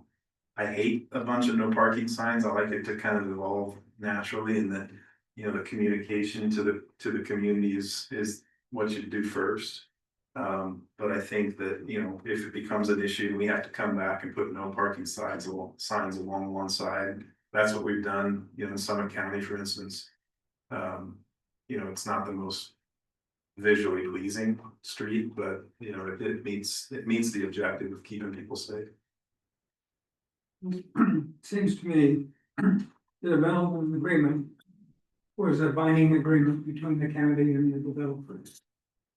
And give and take, consideration given, and it's binding.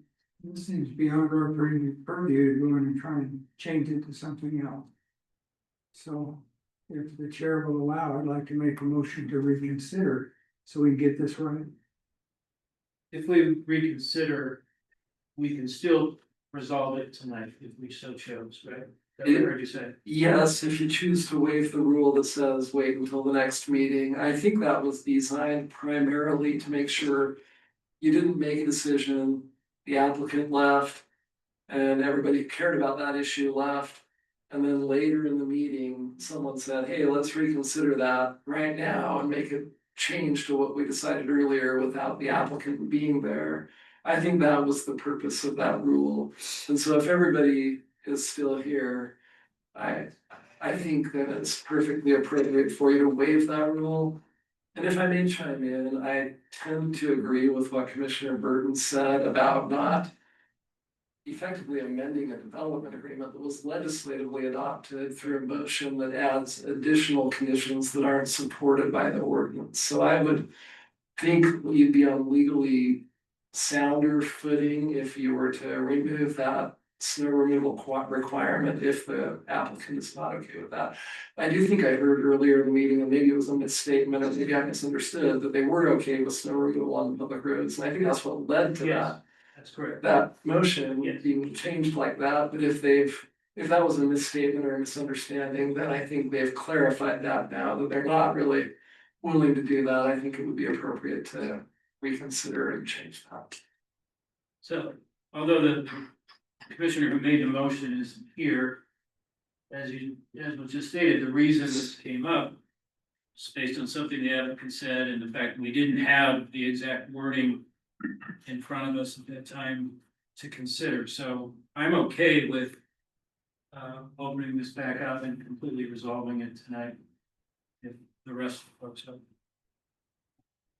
So the mechanism to do that would be to first get a motion or first waive? First, get a motion to reconsider, which I think. Is there a motion to reconsider this? The motion to reconsider the on UVM 10/24/25. Is there a second? Second. Okay, we have a motion, a second, all in favor? Aye. Aye. Any opposed? All in favor, none opposed, the motion passes. We need a second motion. So that was the motion to say, okay, we're gonna reopen it. Now, Chair, if you would like, you can waive the rule that says we have to wait until next time. We'll waive that rule. And then you're free to make a motion to amend the previous motion that was made, or the previous decision that was made. Okay, is there a motion to amend the previous decision and refer back to the original language of the development? I'd like to make a motion to amend the previous motion that passed with regard to a requirement or a condition that the developer be required to maintain the public streets and plow the public streets. And this is based on a finding that the motion that passed is inconsistent with the development agreement. Part of this motion is that we revert to the precise language in the development agreement, and that would be paragraph 9.10 plus 0.3. And I don't know the date of this development agreement.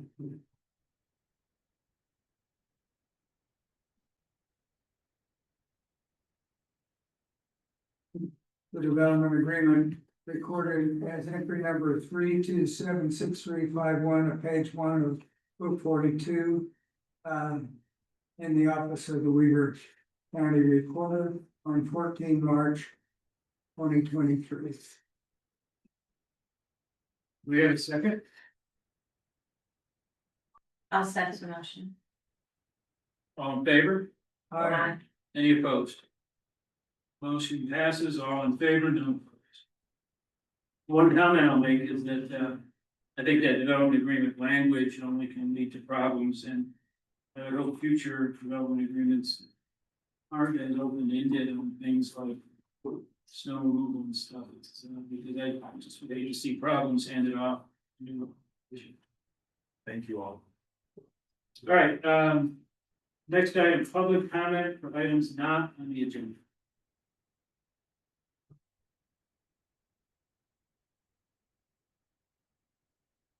Henry, are you doing a public comment?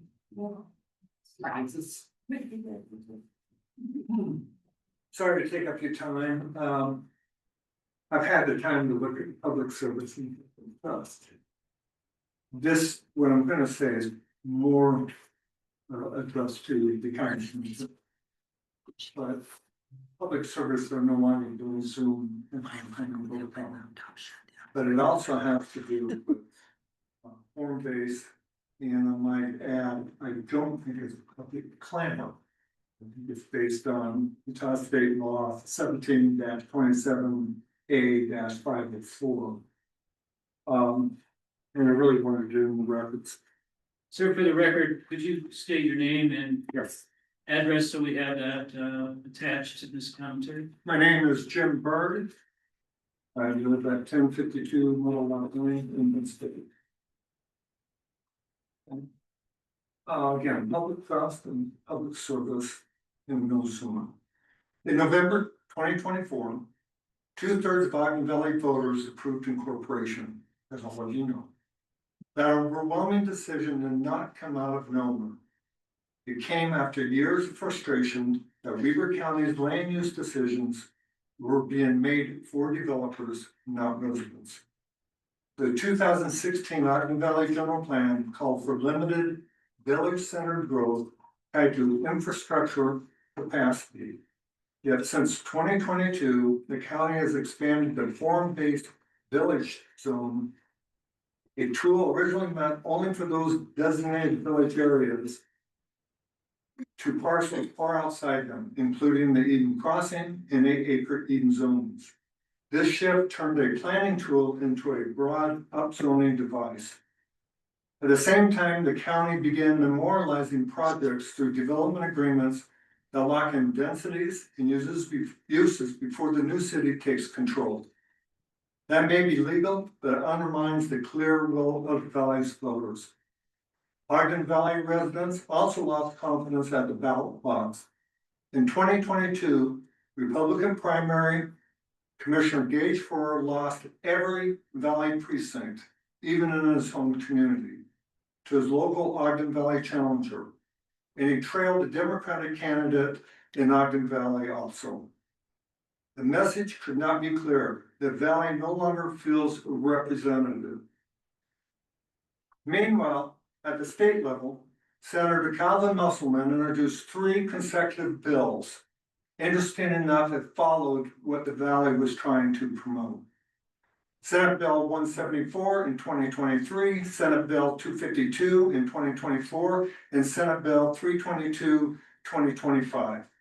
each of which would have reduced or delayed local zoning authority or altered the incorporation process. None passed, but together they reflect a consistent pressure to centralize control and weaken community self-governance. Ogden Valley's incorporation is not an act of defiance. It's a request for respect, for planning that matches our infrastructure, for transparency, like zoo, and for local voice. I urge the county to pause under state law, Utah Code 17-27A-504, further memorialization, further form-based zoning, and honor the 2016 plan's intent and work with the Valley's transition team to ensure a fair handoff. Because when residents lose trust and representation, the cost is not just political. It's fragmentation of our entire shared community. And to the broader Weber County communities, to be forewarned is be forearmed.